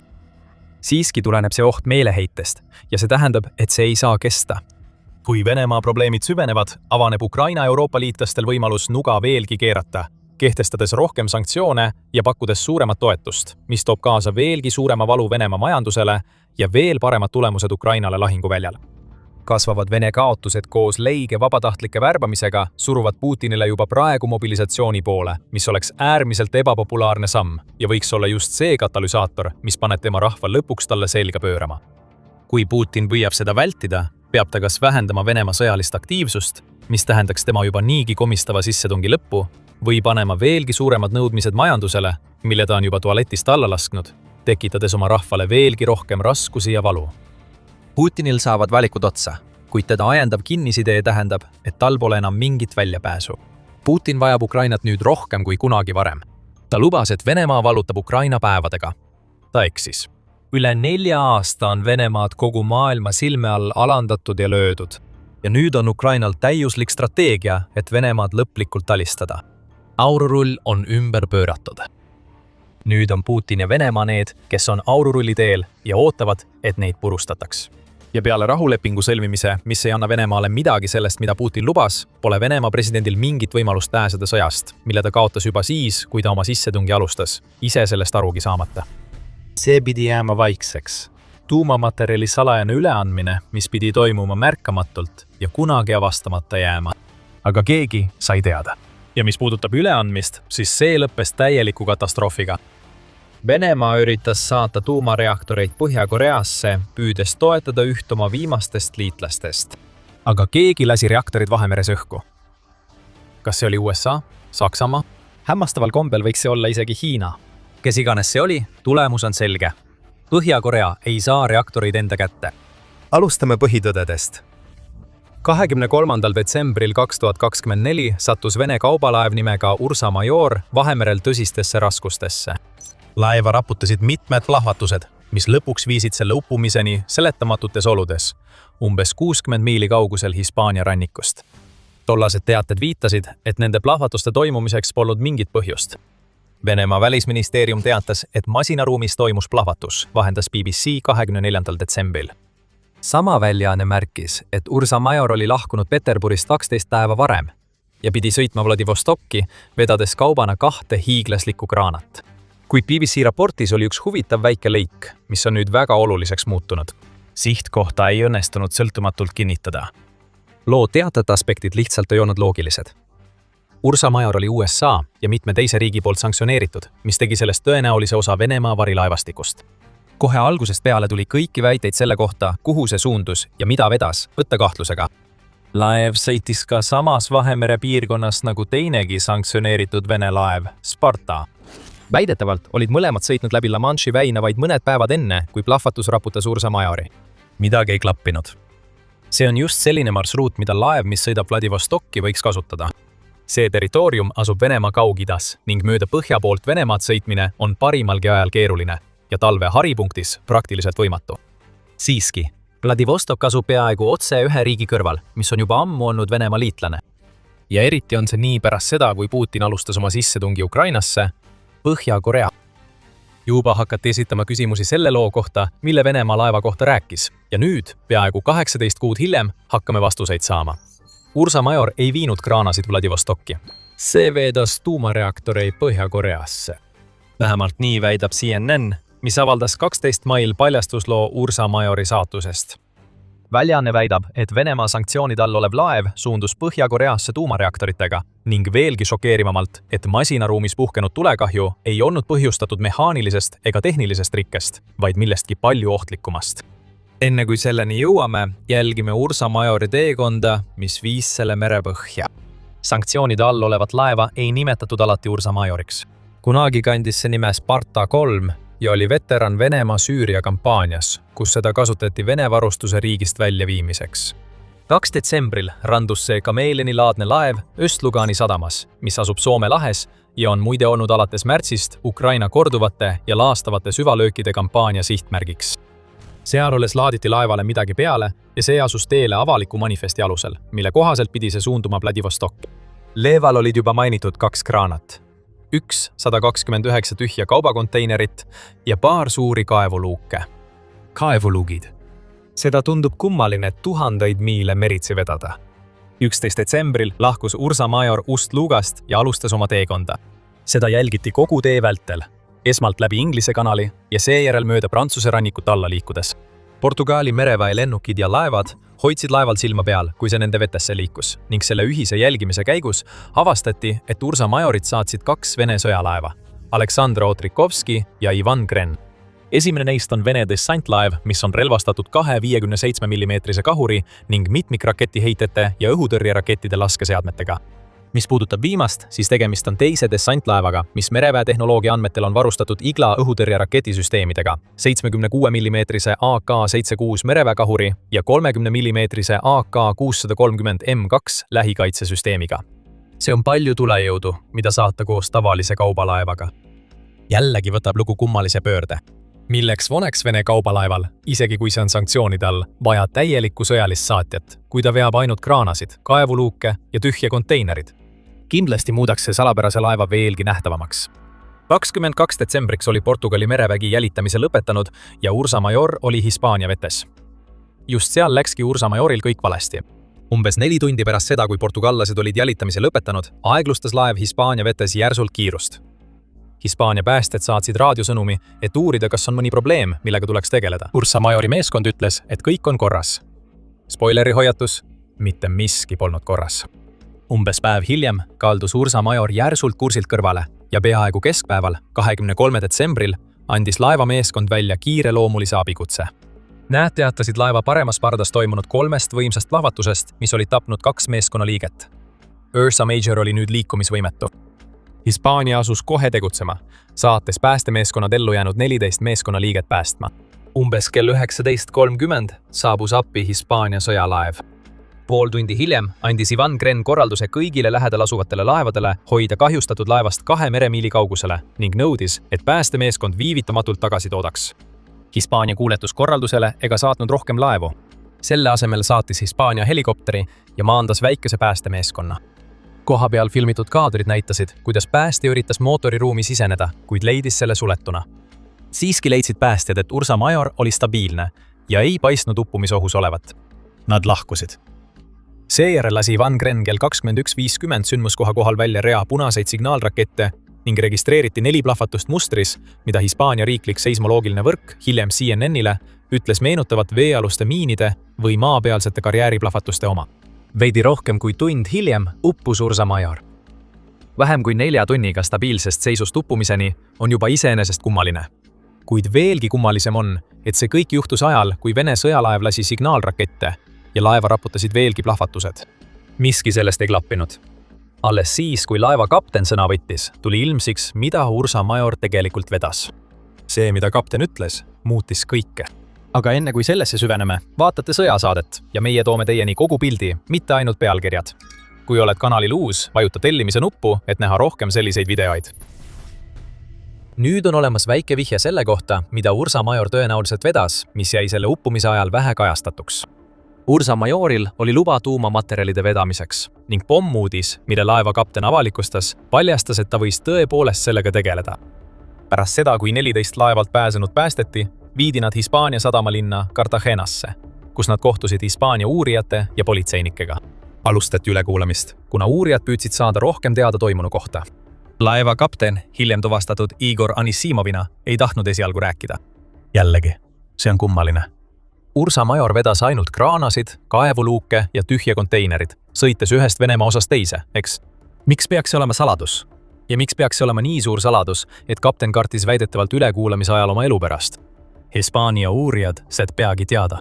Kui Anissimovile avaldati survet, et ta selgitaks rohkem Ursa Majorile laaditud kaevuluukide kohta, murdus kapten lõpuks. Need polnud üldse kaevuluugid, nagu CNN-i uurimine paljastab.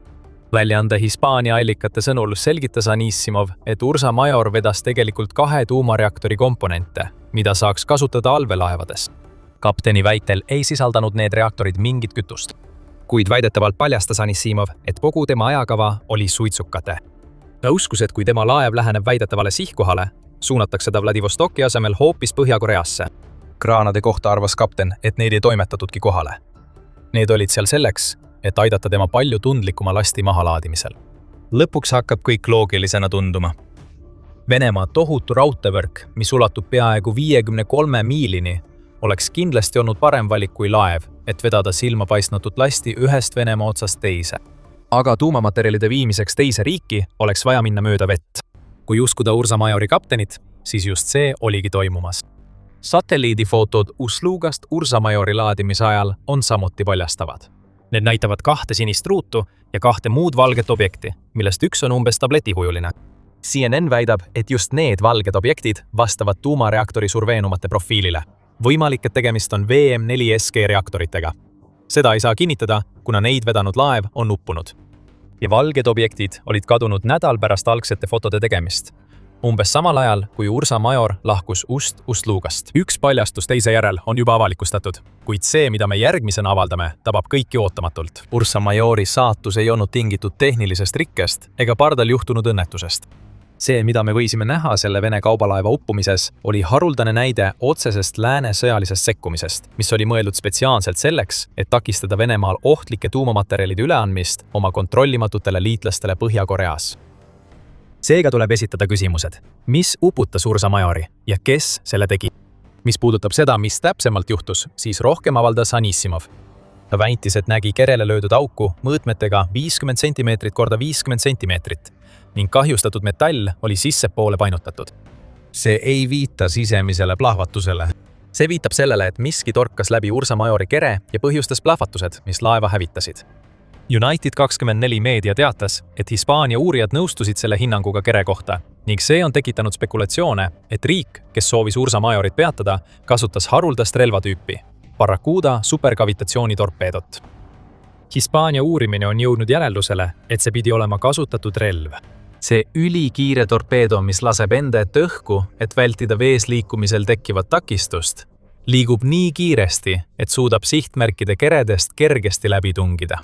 Mõnel juhul toimub see läbistamine ilma plahvatuseta, mis seletaks, miks Ursa Majori kereauk on just selliste mõõtmetega.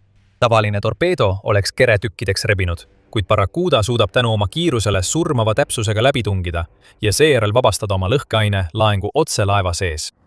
Mis puudutab seda, kes Barracuda valla päästis, siis see on veelgi suurem küsimus. CNN teatab, et maailmas on vaid käputäis riike, kellel on sellist tüüpi torpeedo. Venemaa on üks neist, mis tõstatab võimaluse, et Venemaa võis otsustada oma enda laeva uputada pärast seda, kui mootoriruumis toimunud mitteseotud plahvatus jättis selle Vahemerel hätta. Siiski ei saa kumbki sõjalaev, mis saadab Ursa Majorit, seda Barracudat tulistada. Vähemalt nii palju, kui me teame. Teatatakse, et Iraanil on samuti Barracuda torpeedod, kuigi ta on Venemaa liitlane.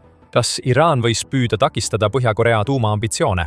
Me eeldame, et see on võimalik, kuigi Iraani režiim ei kavatsenud 2024. aasta lõpus Venemaad vihastada, eriti kuna Venemaa ja Iraan olid uue partnerluslepingu sõlmimise äärel. Siis on veel lääneriigid. Teatavasti on USA'l Barracuda tüüpi torpeedod. CNN teatab, et neid on ka mitmel NATO liikmesriigil. Saksamaa on üks neist. Kuidas me seda teame?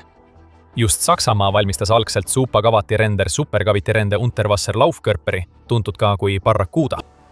Peameeles, et Saksamaa NATO liitlased on jälginud Ursa Majorit peaaegu kogu selle teekonna vältel. Kas Saksamaa võis oma torpeedod välja lasta salajase NATO heakskiidu toel? Jällegi, kõik on võimalik, nagu ka see, et USA alustab rünnakut. Kahjuks on see kõik samuti vaid spekulatsioon. Ainus, mida me tegelikult teame, on mõnede riikide nimed, kellel on Barracuda. Spekulatsioonidele lisab hoogu ka see, et Barracuda ei pea tingimata olema välja lastud allveelaevalt. Seda saab samuti õhust vette välja lasta, kust see jätkab oma superkavitatsiooni teekonda. Aga siin loos tuleb veel üks pööre. Barracudat esitleti avalikkusele prototüübina 2005. aastal ja väidetavalt on valmistatud umbes 12 torpeedot. Siiski ei läinud see kunagi ametlikult arendusse ega hankesse. Teisisõnu, kellelgi ei tohiks olla seda torpeedot, mida Hispaania usub olevat vastutav Ursa Majori uputamise eest. Võib-olla tähendab see, et mitmed teised riigid on kasutanud Saksamaa välja töötatud tehnoloogiat, et luua omaenda Barracuda versioonid. Kui see on nii, siis keegi ei räägi sellest tegelikult, mis ainult suurendab salapära, mis ümbritseb Ursa Majori uputamist. Pentagon koos Hispaania ja Suurbritannia võimudega ning ka Ursa Majori omanikud keeldusid kõik CNN-i päringule kommentaari andmast. Nii et vastus küsimusele, kes ründas Ursa Majori, taandub sellele, kes teadis, mida see vedas ja kellel on otsene huvi tagada, et Põhja-Korea ei saaks enda kätte mingit olulist sõjalist tehnoloogiat. USA paistab seal olevat peamine kahtlusalune. Samuti pole ühtegi NATO riiki, kes tahaks näha, et Põhja-Korea tugevamaks muutub. Tulles tagasi selle juurde, mida kasutati Ursa Majori uputamiseks, usuvad mõned, et Barracuda ei mänginud üldse rolli. Üks neist inimestest on Mike Plunkett, kes on kaitseluureettevõtte Janes vanem mereväeplatvormide analüütik. Plunkett ütleb, et Ursa Majori kereaugul olev suurus ja kuju on kooskõlas sellega, mida ta ootaks nägema limpetmiini plahvatuse tagajärjel. See kõlab nagu vormilaenguga lõhkekeha, mis paigutati kere vastu kellegi või millegi poolt, kinnitab Plunkett. Aga see tekitab ainult rohkem küsimusi. See miin oleks pidanud olema Ursa Majori kerele eelnevalt paigaldatud millegi või kellegi poolt. Kes oleks saanud seda teha ajal, kui Vene kaubalaev parajasti Vahemerel seilas? Me ei pruugi sellele küsimusele kunagi vastust teada saada. Ja me ei pruugi ka kunagi kindlalt teada saada, mida Ursa Major vedas. Kui CNN võttis ühendust mehega, kelle nimi ja välimus langevad kokku laeva endise kapteniga, et saada täiendavaid kommentaare, jäi ta kidakeelseks ja mainis, et on pensionil. Mustkasti, mis oleks pidanud Ursa Majori vrakist pinnale tõusma, pole kunagi ametlikult leitud, kuigi tundub tõenäoline, et see on kas Venemaa või Hispaania käes. Mis puudutab laeva omanikku, Oberon Logisticat, siis nemad nimetasid juhtunut sihilikuks terrorirünnakuks. Ametlikke süüdistusi pole sellel teemal kellelegi esitatud. Võib-olla arvate, et Ursa Majori lugu lõpeb sellega, aga ei lõpe. USA on laeva uppumiskoha ümbruses nuuskinud, sõna otseses mõttes, sest on saatnud sinna VC-135R lennukeid 2 korral. 28. augustil 2025 ja uuesti 6. veebruaril 2026, teatab CNN. Miks see oluline on? VC-135R on tuntud kui tuumanuusutaja, mis tähendab, et just sellist lennukit USA saadaks, kui otsitakse vee alla sattunud tuumamaterjale. Mis puudutab Venemaad, siis nemad pole Ursa Majori vrakki rahule jätnud. 13. mail teatas New Voice of Ukraine, et Vene alused naasid uppumiskohta umbes nädal pärast juhtunut. Nende laevade hulgas oli ka Jantar, millel on oma ajalugu. Sageli süüdistatakse seda spioonilaevaks, mille ülesandeks on sabotaaži läbiviimine NATO vetes. Nii et Jantar on huvitav valik sinna saata. Pealtnäha teeb selle võime merepõhja skaneerida Jantari Venemaa jaoks heaks valikuks, kui nad tahavad teada saada, mis tegelikult juhtus Ursa Majoriga ja selle lastiga. Jantar veetis samuti 5 päeva Ursa Majori vrakki kohal. Kuid kui need 5 päeva möödas olid, tuvastati merepõhjas veel 4 plahvatust. Tundub, et Jantar võis mängida rolli Ursa Majori ja selle veetud lasti lõplikus hävitamises. Üks asi, mida me saame kindlalt öelda, on see, et Ursa Majorit enam ei ole. Ja see ajab Põhja-Korea vihaseks, kui laev vedas Venemaalt pärit tuumareaktoreid. Põhja-Korea teatas juba 2021 aastal oma eesmärgist arendada välja tuumaenergia jõul töötav allveelaev, mis oli osa diktaator Kim Jong-uni 5-aastasest relva arendamise plaanist tema riigile. Kim on sellest ajast alates korduvalt viidanud oma soovile saada tuumaenergia jõul töötav allveelaev. Sealhulgas 2024 aasta jaanuaris toimunud allveelaevalt välja lastud tiibraketi katsetuse ajal teatab strateegiliste ja rahvusvaheliste uuringute keskus. Tõenäoliselt ei ole juhus, et Ursa Major lahkus Ust-Lugast vaid paar kuud pärast seda, kui teatati, et Põhja-Korea saatis sõdureid, et aidata Putinil tema sõjas Ukraina vastu. See oli tehing, vahetus, mis läks halvasti. Aga see on ka märk sellest, kui sügav on koostöö Põhja-Korea ja Venemaa vahel. Ursa Major ei suutnud küll oma tuumareaktoreid Kimile kohale toimetada, kuid kas Venemaa on sellest ajast peale uuesti proovinud? Kas Põhja-Koreal on nüüd allveelaevade jaoks vajalikud reaktorid olemas? Me ei pruugi nendele küsimustele vastuseid saada, kui just Põhja-Korea ei too välja tuumajõul töötavaid allveelaevu. Kui USA oli selles kõiges osaline, oleks see seotus tõenäoliselt veel pikka aega salastatud. Kõigist avatud haavadest, mis jäid Euraasia mandrile pärast Nõukogude Liidu kokkuvarisemist, on Moldova üks kõige alahinnatumaid, kuid samas olulisi võimalikke konfliktikoldeid. 2 sajandit on rahvas, keda peetakse üheks Euroopa vaeseimaks, olnud haaratud võitlusest ida ja lääne, täpsemalt Euroopa ja Venemaa vahel. Eelmisel nädalal viskas Venemaa president Vladimir Putin sellele aeglaselt hõõguvale tulele veel hagu juurde. Vene meedia ja mitmed rahvusvahelised väljaanded teatasid, et Vladimir Putin andis välja määruse, mis kiirendab kodakondsuse andmist Venemaaga seotud Transnistria lahku löönud piirkonna elanikele. See on strateegiliselt oluline maa-ala, mis asub Moldova ja Ukraina vahel. See samm on õhutanud pingeid, mis on aasta algusest saadik märgatavalt kasvanud ning kutsus esile jõulise vastuse Moldova presidendilt Maia Sandult. Siin on põhjused, miks Vladimir Putin selle sammu astus, kuidas Moldova ja eriti Maia Sandu on reageerinud ning mida need viimased arengud piirkonna tuleviku jaoks tähendavad. Probleemi juured ulatuvad otse tagasi Nõukogude Liidu lagunemisse 80ndate lõpus. Siiski võib väita, et Moldova probleemid Venemaaga ulatuvad tagasi aastasse 1812, mil Bessaraabia, tolleaegse Moldova idaosa, anti pärast venelaste võidetud sõda Vene impeeriumile. Moldovalased ei kohanenud peamiselt kunagi tõeliselt Vene võimu all. Ajalooliselt ja kultuuriliselt on enamik etnilisi moldovalasi rohkem seotud naaberriigi Rumeeniaga. Tõepoolest, erinevused Moldova ja Rumeenia keele vahel on keeleteaduslikus mõttes enamasti kosmeetilised. 1918. aastal pärast Vene revolutsiooni sai Bessaraabiast lühikeseks ajaks iseseisev Moldova demokraatlik vabariik ja see ühines Rumeeniaga, kuid suveräänsus osutus lühiajaliseks. Teise maailmasõja ajal okupeeris Nõukogude Liit selle territooriumi ja moodustas Moldova Nõukogude Sotsialistliku Vabariigi. Kui nui Nõukogude Liit 1989, 1000 aastal lagunema hakkas, kasutasid moldaavlased võimalust ja liikusid taas iseseisvuse poole. Ja just siis algasidki praegused probleemid. Transnistria, umbes 1600 ruutmiili suurune territoorium Dniestri jõe vasakul kaldal, oli tõusva Moldova natsionalismi vastu.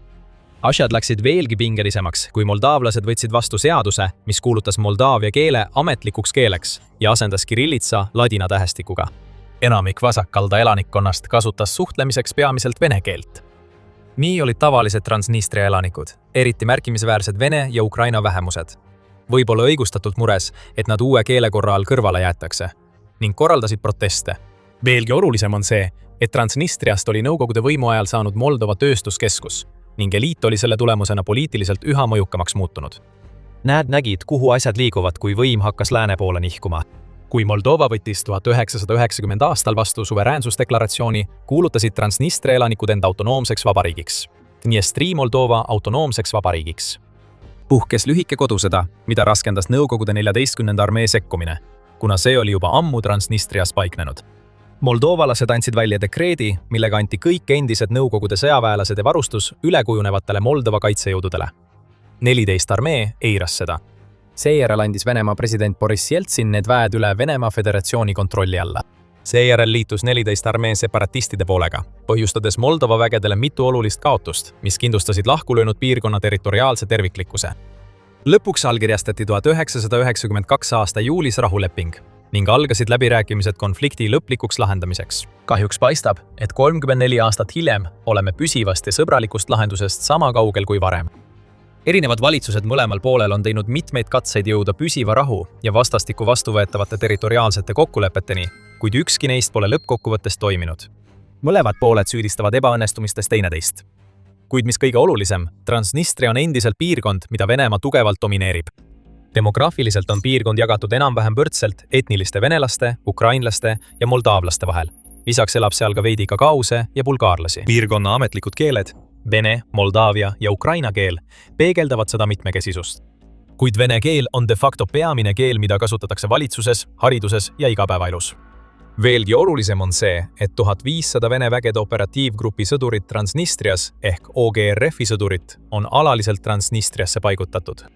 Need väed vahetusid varem iga 6 kuu tagant, kuid Moldova ja Ukraina on alates 2022 aastast takistanud Venemaa katseid vägesid roteerida.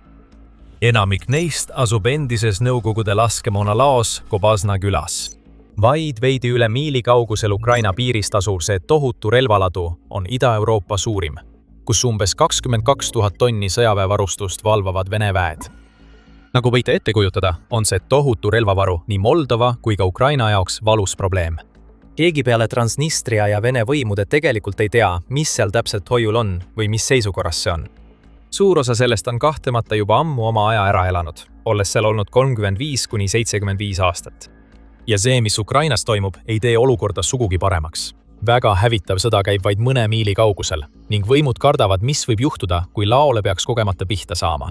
Kuna seal on hoiul nii palju potentsiaalset ohtlikku laskemoona, siis Moldova Teaduste Akadeemia leidis 2015 aastal, et Kobaznas toimub plahvatus oleks võrreldav Hiroshima ja Nagasaki aatomipommidega.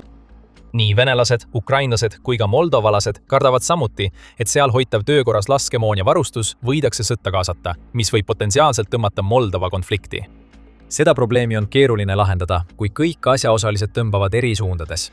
Moldovalased sooviksid, et relvad ja väed eemaldataks, kuid see pole lihtsalt võimalik, kuni sõda Ukrainas möllab. Transnistria võimud näivad soovivat mõlemaid hoida kui omamoodi julgeolekugarantiid võimalike Moldova jõupingutuste vastu piirkonna jõuga taasühendamiseks. Ukrainlased tahaksid tõenäoliselt väga need väed hävitada ja varustuse endale saada.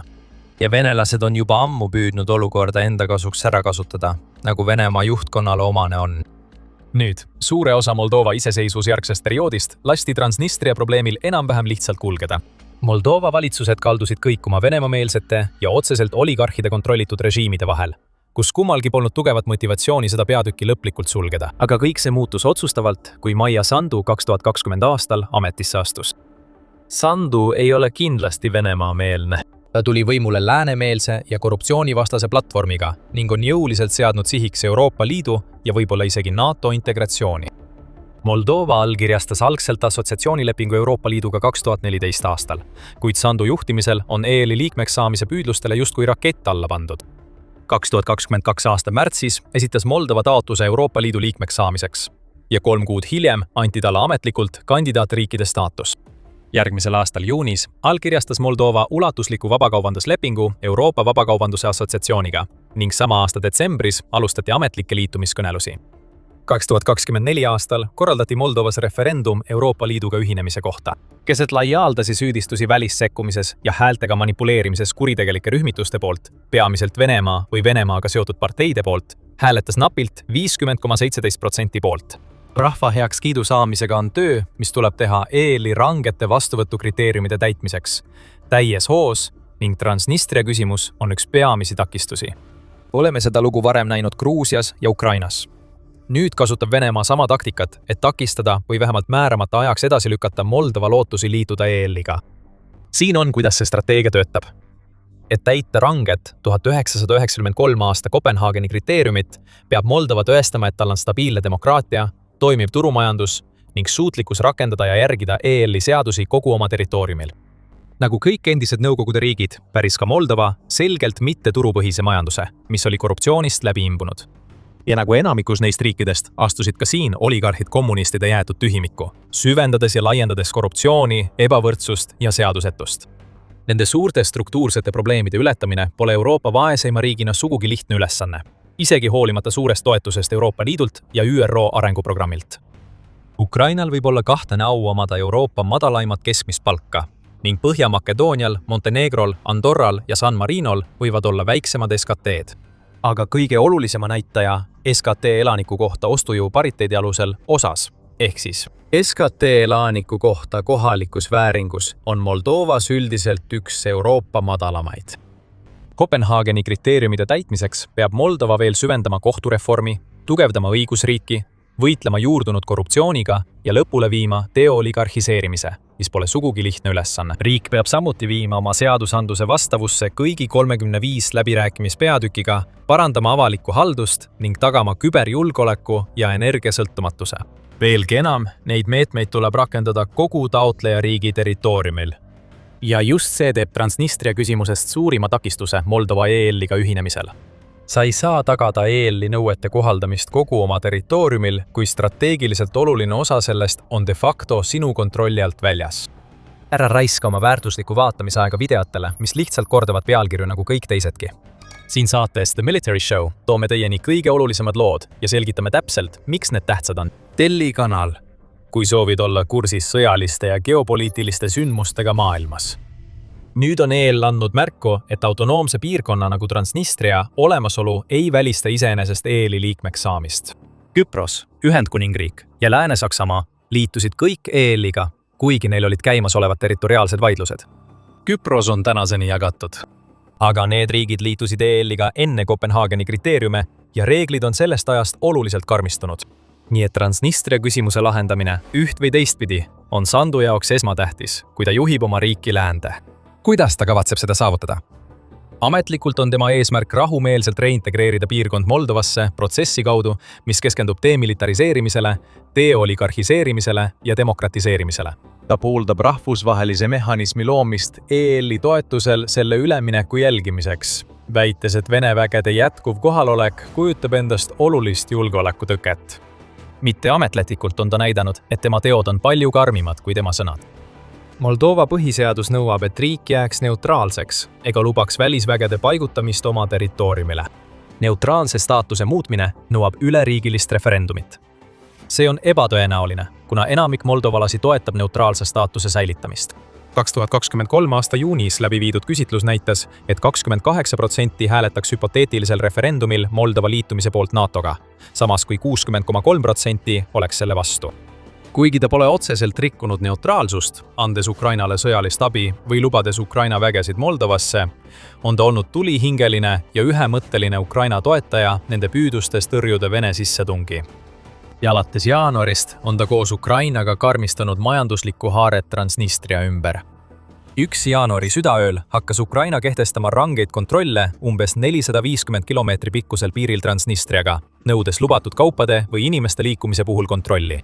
Samaaegselt tugevdasid Moldova võimud kontrollpunkte ja laiendasid piirivalvet, kasutades mobiilseid üksusi kontrollide toetamiseks väljaspool püsivaid ületuskohti.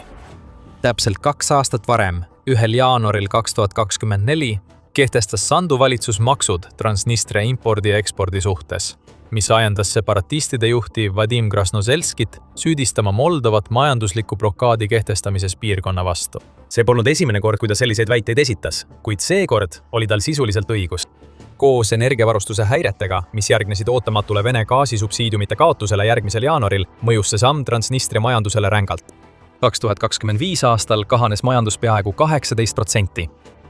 Tööstustoodang langes 27,3%, väliskaubanduse käive vähenes 28,5% ja inflatsioon tõusis 14,7%-ni.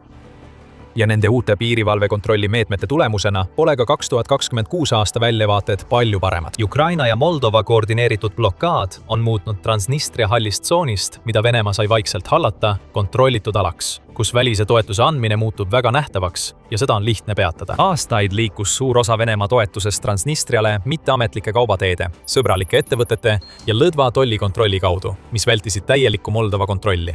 Sulgedes need teed on Moldova ja Ukraina muutnud Venemaa kohaloleku raskemini hoitavaks ja palju vähem tõhusaks vahendiks surve avaldamisel Euroopa Liiduga lõimumise vastu. See samm vihastas selgelt Putinit ja ta vastas panuseid tõstes. Esiteks astus ta samme, et muuta Venemaa vägede seaduslik välismaale saatmine tema jaoks lihtsamaks. 13. mail võttis Venemaa Riigiduuma vastu seaduse, mis annab talle õiguse saata Vene vägesid välismaale, et kaitsta Vene kodanikke, kes on arreteeritud, kinni peetud või keda välisriikide kohtud või Moskva poolt mittetunnustatud rahvusvahelised kohtuasutused vastutusele võtavad. Moskva ei tunnista Kiievi valitsust legitiimseks ning tundub, et ta ei ole kaugel ka Sandu valitsuse tunnustamisest loobumisest. Vene välisministeeriumi pressiesindaja Maria Zakharova tegi selgeks, et see samm oli vähemalt osaliselt suunatud otse Kišinõu vastu. Igasugune agressioon meie kaaskodanike vastu, kes elavad Transnistrias, saab kohese ja adekvaatse vastuse, ütles ta pressibriifingul, lisades, et Moskva on valmis kasutama kõiki vajalikke vahendeid kohaliku elanikkonna turvalisuse tagamiseks. 2 päeva hiljem, 15. mail allkirjastas Putin seaduse, mis kiirendab Transnistria elanike kodakondsustaotluste menetlemist. Seadus võimaldab üle 18-aastastel elanikel saada Venemaa kodakondsuse ilma, et nad peaksid tõendama vene keele, ajaloo ja seadusandluse tundmist, mis on tavaliselt range nõue. Samuti vabastatakse nad nõudest olla enne taotluse esitamist 5 aastat Venemaal elanud. Sandu reageeris kindlasti uudisele. Putini määruses öeldakse, et otsus tehti selleks, et kaitsta isikute ja kodanike õigusi ja vabadusi, lähtudes rahvusvahelise õiguse üldtunnustatud põhimõtetest ja normidest. Sandu lükkab selle täielikult tagasi. Ta väidab hoopis, et Kreml üritab varjatult mobiliseerida kohalikku elanikkonda, et tugevdada oma vägesid Venemaa täiemahulises sissetungis Ukrainasse. Ta väidab ka, et Moskva kasutab passipoliitikat poliitilise surve avaldamiseks Kišinõule, kuna Moldova liigub edasi piirkonna taasintegreerimise plaanidega. Ja ta kinnitab enesekindlalt, et see ei hakka toimima, sest valdav enamus Transnistria elanikke tahab olla moldooglased ja liituda Euroopa Liiduga. Laiapõhjalises intervjuus RFIDV-le ütles ta: "Ma usun, et need, kes soovisid Vene kodakondsust, said selle tõenäoliselt juba varem, kuid ma ei näe ka põhjust, miks inimesed tänapäeval Vene kodakondsust tahaksid. Vastupidi, paljud inimesed, kellel varem ei olnud Moldova passe, on neid nüüd saanud. Inimesed tahavad olla EEL-i kodanikud, mitte Vene kodanikud." Ta ütles mõned päevad varem Tallinnas Eestis toimunud julgeolekukonverentsil, et alates Ukraina sõja algusest on enamik selle piirkonna inimesi võtnud Moldova kodakondsuse, sest nad tundsid end turvalisemalt Moldova vabariigi kodanikena, mitte Venemaa kodanikena. Kas faktid toetavad teda? Noh, Moldova lubab topeltkodakondsust, nagu ka Transnistria. Transnistria annab välja oma passi, kuid väljaspool Abhaasiat ja Lõuna-Osseetiat, 12 tunnustamata separatistlikku piirkonda Gruusias, ei tunnusta seda keegi, isegi mitte Venemaa. Nii et Transnistria elanike jaoks, kes soovivad oma piiridest kaugemale reisida, on topeltkodakondsus hädavajalik. 2015 aasta rahvaloenduse andmetel elab piirkonnas umbes 475 000 inimest, kellest vähemalt 358 000 on Moldova kodakondsus. Umbes 220 000 on Vene kodakondsus ja veel umbes 100 000 Ukraina kodakondsus. Lihtne matemaatika ütleb meile, et paljudel on 2 või rohkem passi. Kindlasti on tõsi, et vasakkalda elanike Moldaavia passide taotluste arv kasvab ning Maia Sandul on peaaegu kindlasti õigus, kui ta väidab, et Euroopa Liidu liikmelisuse tõmme on üks peamisi tegureid. Rohkem kui 2000 elanikku taotles Moldaavia passi 2025 aastal, mis on 50% rohkem kui 2024 aastal. Kuid kui vaadata veidi kaugemale minevikku, siis aastatel 2022-2023 teatas valitsus, et välja anti 38 040 passi, mis viitab sellele, et hiljuti on toimunud märkimisväärne langus. Ametlik statistika näitab ka, et valdav enamik Moldova kodakondsuse saanutest said selle enne Ukraina sõja algust, mitte pärast seda.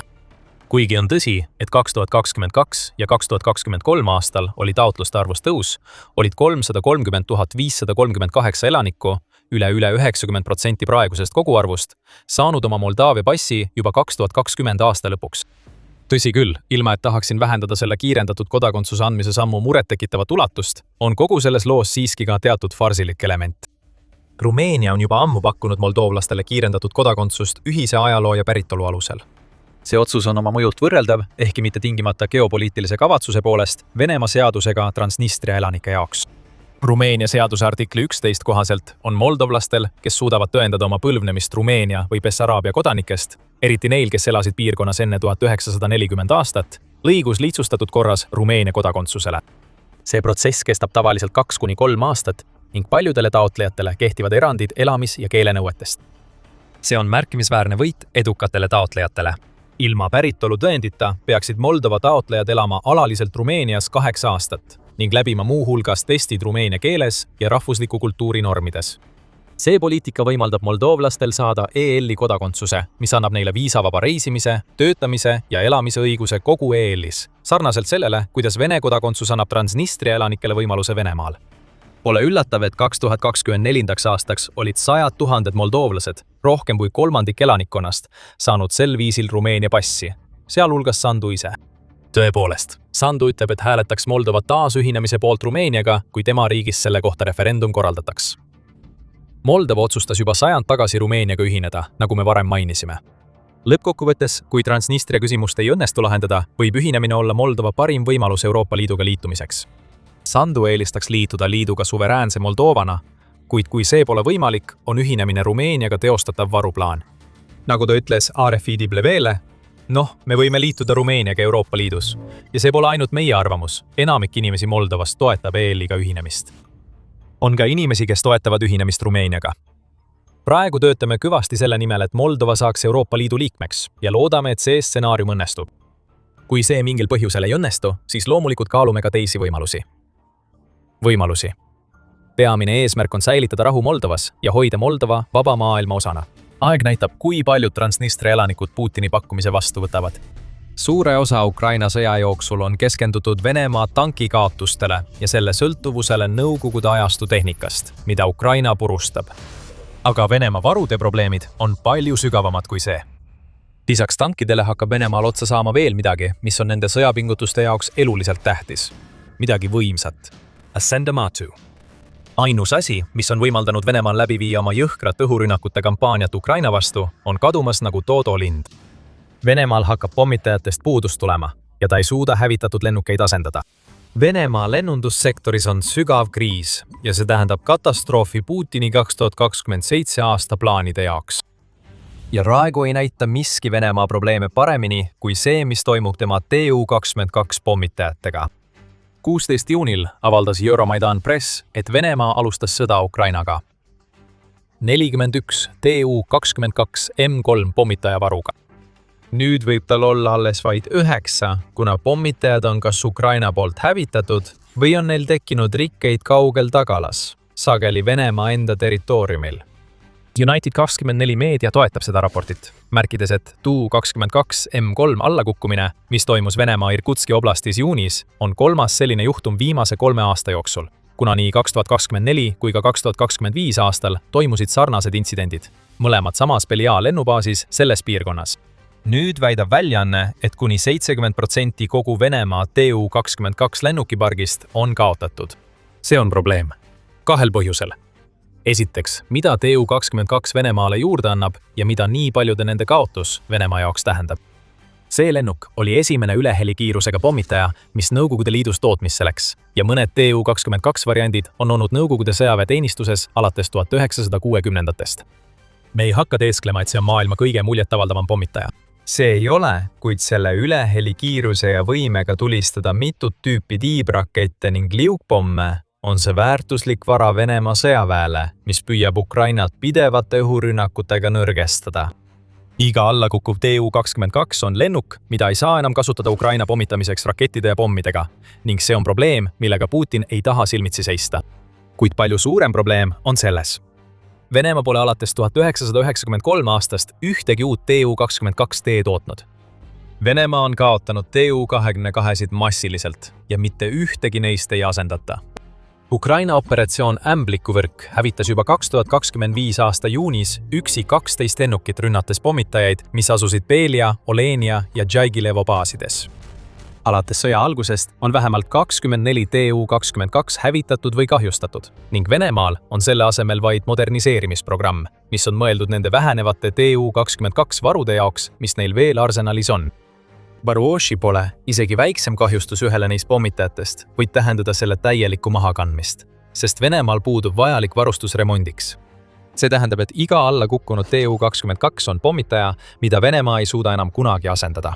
Ja kõige hullem on see, et pommitajate asendamise võimatus ei puuduta ainult ühte mudelit. See on süsteemne tootmisprobleem, mis ulatub kogu Venemaa lennundus- ja kosmosetööstusesse, nii sõjalisse kui ka tsiviilsektorisse. Lähme ajas tagasi jaanuarisse 2026.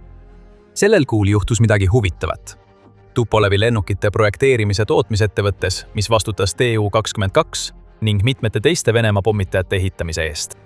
Tegevjuht Aleksandr Bobrussev tegi üllatava otsuse ametist lahkuda või tõenäolisemalt sunniti ta lahkuma ning tema asemele määrati mees nimega Juri Ambrosimov, kes oli varem töötanud majanduse ja rahanduse asejuhina. Juhtkonna vahetus oli eriti märkimisväärne, sest see toimus vahetult pärast eelmist puhastuslainet 2024 aastal. Ning see tähendab, et ettevõte, mis toodab ja remondib Tu-22 M3, Tu-160 ja Tu-95 MS lennukeid, on nüüd uue juhtimise all. Miks peaks sind see huvitama? Kui sa tead Venemaa kohta midagi, siis tead, et ettevõtete juhtkonna vahetused ei toimu tavaliselt ilma, et kulisside taga toimuks midagi nii katastroofilist, mida ei suudeta enam altkäemaksude ja pististega varjata. Ja ju see toimubki Tupolevis. Babõršev lahkus pärast seda, kui tema ettevõtte vastu esitati Venemaa kaitseministeeriumi poolt hulk kohtunõudeid, millest peaaegu kõik olid seotud sellega, et Tupolev ei täitnud lepinguid. Hagid esitati ja ettevõte maksis välja miljoneid, kuid see ei muutnud tegelikkust sugugi. Tootmise eesmärgid jäid täitmata nii ettevõtte sõjalises kui ka tsiviillennunduse harus. Defense Express avaldas mõned huvitavad numbrid. Nad tõid välja, et Venemaa kaitseministeerium sai Tupolevilt kokku ligi $53,5 miljonit kokkuleppemakseid. See number on huvitav, sest see on umbes sama suur kui Tu-95 MS pommitaja moderniseerimise maksumus. Ning umbes veerand sellest summast, mida Venemaa kulutab Tu-160M ehitamiseks. Teisisõnu, mitte eriti palju. Ja kui see on kõik, mida Venemaa kaitseministeerium nõudis, ütleb see palju Venemaa pommitajate tootmise olukorra kohta. Ettevõte, mis peaks Venemaa vananevat pommitajate laevastikku uuendama, ei suutnud isegi ühtegi Tu-95 MS-i oma uksest välja lasta. Lisaks sellele pidi ettevõte tootma ka 4 Tu-160M-i kaitseministeeriumile, mis kõik pidid valmima aastatel 2022, 2023 ja tarnitama 2025 aastal. Kuid Vene sõjaväeni jõudis lõpuks vaid 2 lennukit ja mõlemad saabusid 2026 aastal, mis on aasta pärast esialgset tähtaega. Hilinenud tarned on üks asi, kuid hilineda ja täita vaid pool suurest tellimusest on märk sellest, et Venemaa juhtiva pommitajate toote juures on midagi väga valesti. Ja me võime siia juurde lisada ka mõned Tu-22 M3 probleemid. Tupolev on juhtinud selle vananeva Nõukogude pommitaja moderniseerimisprogrammi. Kui see programm algas, väitis Tupolev, et nad moderniseerivad Vene sõjaväe jaoks kuni 30 pommitajat. Mitu on neil õnnestunud moderniseerida? 2. Üks 2018. aastal ja teine 2023 aastal. Muidugi, 30 on üsna ambitsioonikas eesmärk, arvestades, et Venemaal on alles vaid 9 Tu-22 lennukit, kuid ainult 2 moderniseeritud pommitaja tarnimine 5 aasta jooksul on naeruväärselt aeglane tempo. Selle tempoga oleks kogu partii valmimiseks kulunud 75 aastat. Selleks ajaks oleks isegi moderniseeritud Tu-22 nii palju maha jäänud kaasaegsetest sõjalennukitest, et sellel pommitajal poleks enam mõtet. Juhtkonna vahetus peaks kõik need probleemid lahendama. Aga tegelikkus on see, et neid probleeme ei saa lahendada. Tupolev ei jäänud tähtaegadest maha ega täitnud lepinguid puudulikult sellepärast, et inimesed oleksid olnud laisad või et ettevõtet oleks nii halvasti juhitud, et see ei suutnud täita põhilisi lepinguid. Kogu see Tupolevi saaga näitab meile, et ettevõte pole lihtsalt suuteline tellimusi täitma, sest tal puudub selleks vajalik. See on sama probleem, mis muudab iga Tu-22, mille Venemaa kaotab, asendamatuks. Venemaa lihtsalt ei suuda rohkem ehitada. Ja see on probleem, mis ei hakka paremaks minema. On paar põhjust, miks Venemaa lennundustööstus on sellises seisus, nagu ta on. Oleme puudutanud nõukogude ajastu lennukikeresid ja varsti süveneme, miks see nii suur probleem on. Kuid tuleb arvestada ka kuluteguriga. Ühe Tu-95 MS moderniseerimine maksab Venemaale üle $45 miljonit, teatas Pravda 2025 aasta mais. Ühe Tu-160 ehitamine, mis on Venemaa lähim analoog võimsale USA B-52 Stratofortressile, maksab umbes $500 miljonit, mis on ligikaudu 5 korda rohkem kui B-52 maksumus. Need on kopsakad hinnasildid ajal, mil Venemaa peab sõda, mis on juba läinud maksma $100 miljardeid. Ja kui nende pommitajatega kaasneb hoiatus, et neid ei saa asendada ja sageli ei saa neid isegi parandada, kui nad jäävad kinni või tekivad tehnilised probleemid, siis on loomulik, et Venemaa kaitseministeerium kõhkleb kulutamast pommitajate laevastikule, mis vajab hädasti uuendamist. Aga see kõik viib meid tagasi suuremate probleemideni, millega Venemaa praegu oma pommitajatega silmitsi seisab. Vananenud lennukikered ja võimetus hankida vajalike osi ehitamiseks või parandamiseks. Aga enne kui me nendesse kahte probleemi sügavamalt sukeldume, tuletan kiiresti meelde, et te vaatate sõjasaadet. Kui teile meeldib see, mida meie kanalil näete, siis kindlasti vajutage täna tellimisnuppu. Nii et Nõukogude lennukikerede probleem. See on Venemaa pommituslennukipargi jaoks täielik nuhtlus. Tuum selle video sissejuhatuses välja tankid ning palju on räägitud sellest, kuidas Venemaa ei toetu mitte ainult Nõukogude ajastu soomusele oma maismaaoperatsioonides Ukrainas, vaid ka sellest, kuidas nende Nõukogude ajastu varud saavad kiiresti otsa. Üks suurimaid probleeme, millega Venemaa selles vallas silmitsi seisab, on see, et neil tuleb mitmeid vanu tanke lammutada, et saada üks tank uuesti töökorda. Euromaidan Press teatas sellest probleemist aprillis, märkides, et Venemaal hakkavad T-72B tankid, mida saaks uuendada, otsa saama, mistõttu on hakatud vanemaid T-72A tanke lammutama, et lihtsalt mingitki soomust lahinguväljale saada. Sel ajal Venemaal 800–900 T-72A tanki, kuid ainult umbes 500 neist võisid uuendamiseks sobida. Ülejäänud tankid tunnuks lammutada varuosadeks, mida kasutada nende uuendamisel, ning tõenäoliselt jäi Venemaal kõigist 500 võimalikust uuendatavast tankist vajalike osadega kaugele alla selle, mida oleks vaja olnud kõigi nende töökorda saamiseks. Nüüd kujuta ette sama probleemi pommitajate lennukipargis, kus saadaval on vaid mõnikümmend lennukikeret, mitte sadu. Kannibaliseerimine peab ikkagi toimuma. Kuid Venemaal saavad vajalikud varuosad palju kiiremini otsa ja nagu tankide puhulgi puuduvad tal vajalikud rajatised, et uusi osi juurde toota. Need on suures osas Nõukogude ajast pärit pommitajad ning Venemaa on juba ammu sulgenud paljud tehased, kus neid lennukikerede osi aastakümneid tagasi toodeti.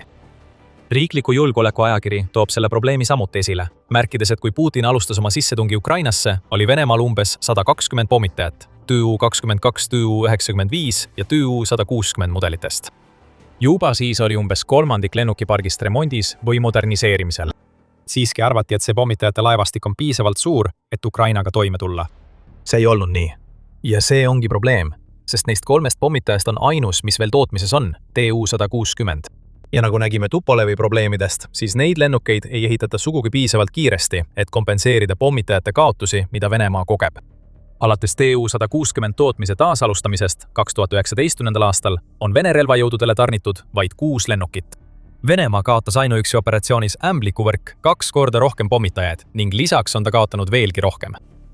Mis puudutab ülejäänud kahte, siis Nõukogude ajastu Tu-22 ja Tu-95 tootmine lõpetati 1993 aastal, kui Venemaa Föderatsioon otsustas pärast Nõukogude Liidu lagunemist pigem raha kokku hoida, kui investeerida seda uutesse pommitajatesse.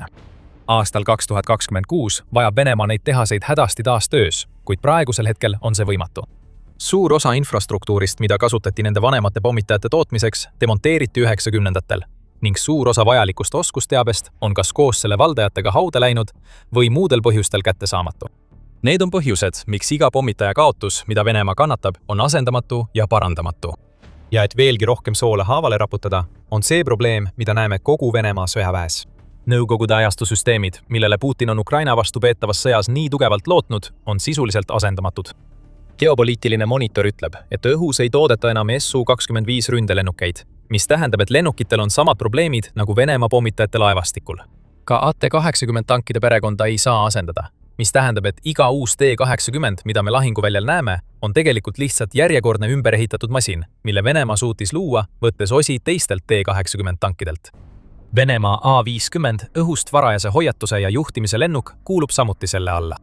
Lühidalt öeldes, kui see tehti Nõukogude ajal, siis Venemaal ei ole enam vahendeid ega oskusi seda asendada.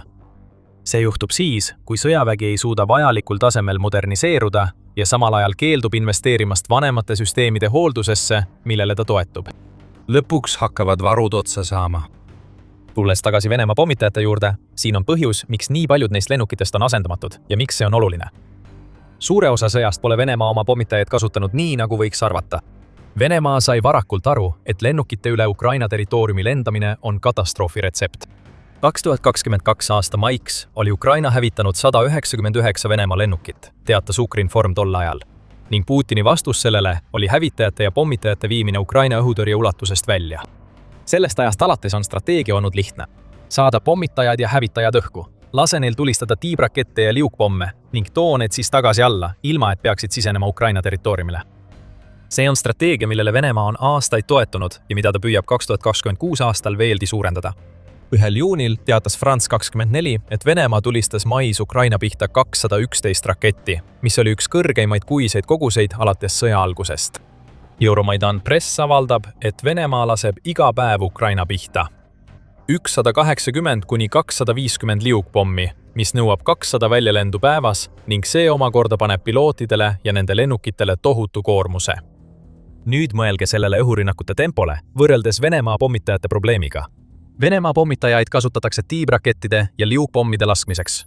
Iga kord, kui mõni neist pommitajatest rivist välja langeb, olgu see siis Ukraina rünnaku tõttu baasis või lihtsalt hooldusprobleemide tõttu, mis on põhjustatud liiga paljudest väljalendudest, on üks ründevõime jäädavalt rivist väljas. Aeglaselt, kuid kindlalt hakkab Venemaal otsa saama oma asendamatuid Tu-22 ja Tu-95 pommitajaid ning Tu-160 ehitatakse kaugeltki mitte sellises tempos, mis oleks vajalik survega sammu pidamiseks. Kui pommitajad saavad otsa, lõpevad ka rünnakud. Samuti tuleb arvestada tuumaküsimusega. Kui Ukraina hävitas operatsioon Ämblikuvõrk käigus nii palju Venemaa pommitajaid, oli üks suurimaid aruteluteemasid pärast seda rünnakut selle mõju Venemaa tuumaohule. Tu-22 on võimeline kandma tuumarelvi, nagu ka Tu-95 ja Tu-160. Kui need lennukikered on kas asendamatud või ehitatakse neid nii aeglases tempos, et see on peaaegu ebaoluline, siis õhust lähtuv tuumaoht väheneb kiiresti. Ja iga Tu-22 hävimisega kaob ka selle võime tuumarünnakuteks, mida enam kunagi ei asendata. Arvestades, kui väga Venemaa armastab oma tuumajõudu hirmutamistaktikana kasutada, siis suure osa tema tuumatriaadist silma all lagunemine on olukord, mis nõrgestab Venemaad aktiivselt kogu maailmas, mitte ainult Ukrainas. Venemaa tuumaähvardus kaotab iga kuuga jõudu, kuid Putini jaoks on tõeline probleem selles. Seni kuni Ukraina sõda jätkub, ei ole taastumiseks mingit teed. Oleme juba rääkinud Nõukogude lennukikerede probleemist ja kõigist neist muredest, mis tulenevad sellest, et Venemaa tugineb vanematele pommitajatele, mida ei saa parandada ega asendada. Aga laiem probleem on selles, et Venemaa lennukiehituse olukord on igal pool väga kehv. Me näeme seda Tu-160 puhul, kus tähtaegadest ei peeta kinni ja tootmistempo on ülimalt aeglane. Kuid ka Venemaa tsiviillennundussektoris on probleeme, kui sellele otsa vaadata. 2025 aasta augustis avaldatud Reutersi raportis selgus, et Venemaa on üha enam sunnitud kasutama pikki ja kalleid kaudseid imporditeid, et hankida komponente, mis on vajalikud tema 700 lennuki õhus hoidmiseks. Suurim probleem on see, et enamik neist lennukitest on valmistatud Boeingu ja Airbusi poolt, kellest kumbki ei ole Venemaa ettevõte. Sanktsioonid mõjutavad Venemaa lennundustööstust rängalt. Jaanuaris teatas Moskva ajaleht, et üks Venemaa lahendusi selle olukorra vältimatute puudujääkide jaoks on saata Venemaa lennufirmadele 2026 ja 2027 aastal kasutusest kõrvaldatud nõukogudeaegseid lennukeid. See ei ole lahendus. See on jätk probleemile, mida me näeme Venemaa pommitajate lennukipargis. Kui tulla tagasi sõjalennukite juurde, siis isegi Venemaa kaasaegsed lennukikered ei pääse sanktsioonide probleemidest. Nii Su-34 kui ka Su-35S puhul on umbes 80% kriitilistest elektrilistest komponentidest, mis on vajalikud nende lennukite kasutamiseks, valmistatud lääne. Venemaa pole öelnud, kui palju lääne osi kasutatakse Tu-160 valmistamisel, kuid me võime ette kujutada, et neid on vähemalt mõned, arvestades, kui väga Venemaa kaasaegsed hävitajad neid vajavad. Sanktsioonid mõjutavad neid kaasaegseid sõjalennukeid samamoodi nagu ka tsiviilsektoris, mis sunnib Venemaad rohkem toetuma nõukogudeaegsetele pommitajatele ja lennukikeredele, mida Venemaa teab olevat asendamatud. See on tõeline nõiaring, mis võib lõpuks Venemaa õhujõud hävitada. Kõik taandub sellele, et Venemaa ei suuda enam lennukeid ehitada, olgu need siis kaasaegsed hävitajad või nõukogudeaegsed pommitajad. Mida rohkem Venemaa tugineb oma vananevatele lennukikeredele, seda suurem on tõenäosus, et need jäävad rivist välja ilma asendusteta, mis viib õhurünnakute vähenemiseni Ukraina vastu. aga kui Venemaa lõpetab oma pommitajate kasutamise, on tulemus sama. See on võit Ukrainale ja mitte mingit võitu Venemaale. Ja kuni sõda ei lõpe ja sanktsioone ei tühistata, ei paista Venemaa lennukitööstusele tunneli lõpus mingit valgust. Venemaa pommitajate varu on kokku kukkumas. Tal on alles vaid 10 lennukeid, kuigi kunagi oli neid üle 100. Ja Putini jaoks võib siia lisada veel ühe läbikukkumise. Ta ei suutnud ette näha, mida Venemaa vajab, et olla see sõjaline jõud, milleks ta seda peab. See ei ole enam külma sõja aeg, aga Venemaa võitleb ikka veel nii, nagu oleks, ja selle pommitajad maksavad selle eest hinda. Samal ajal kasutab Ukraina kaasaegset ja asümmeetrilist lähenemist, et Venemaad õhust rünnata.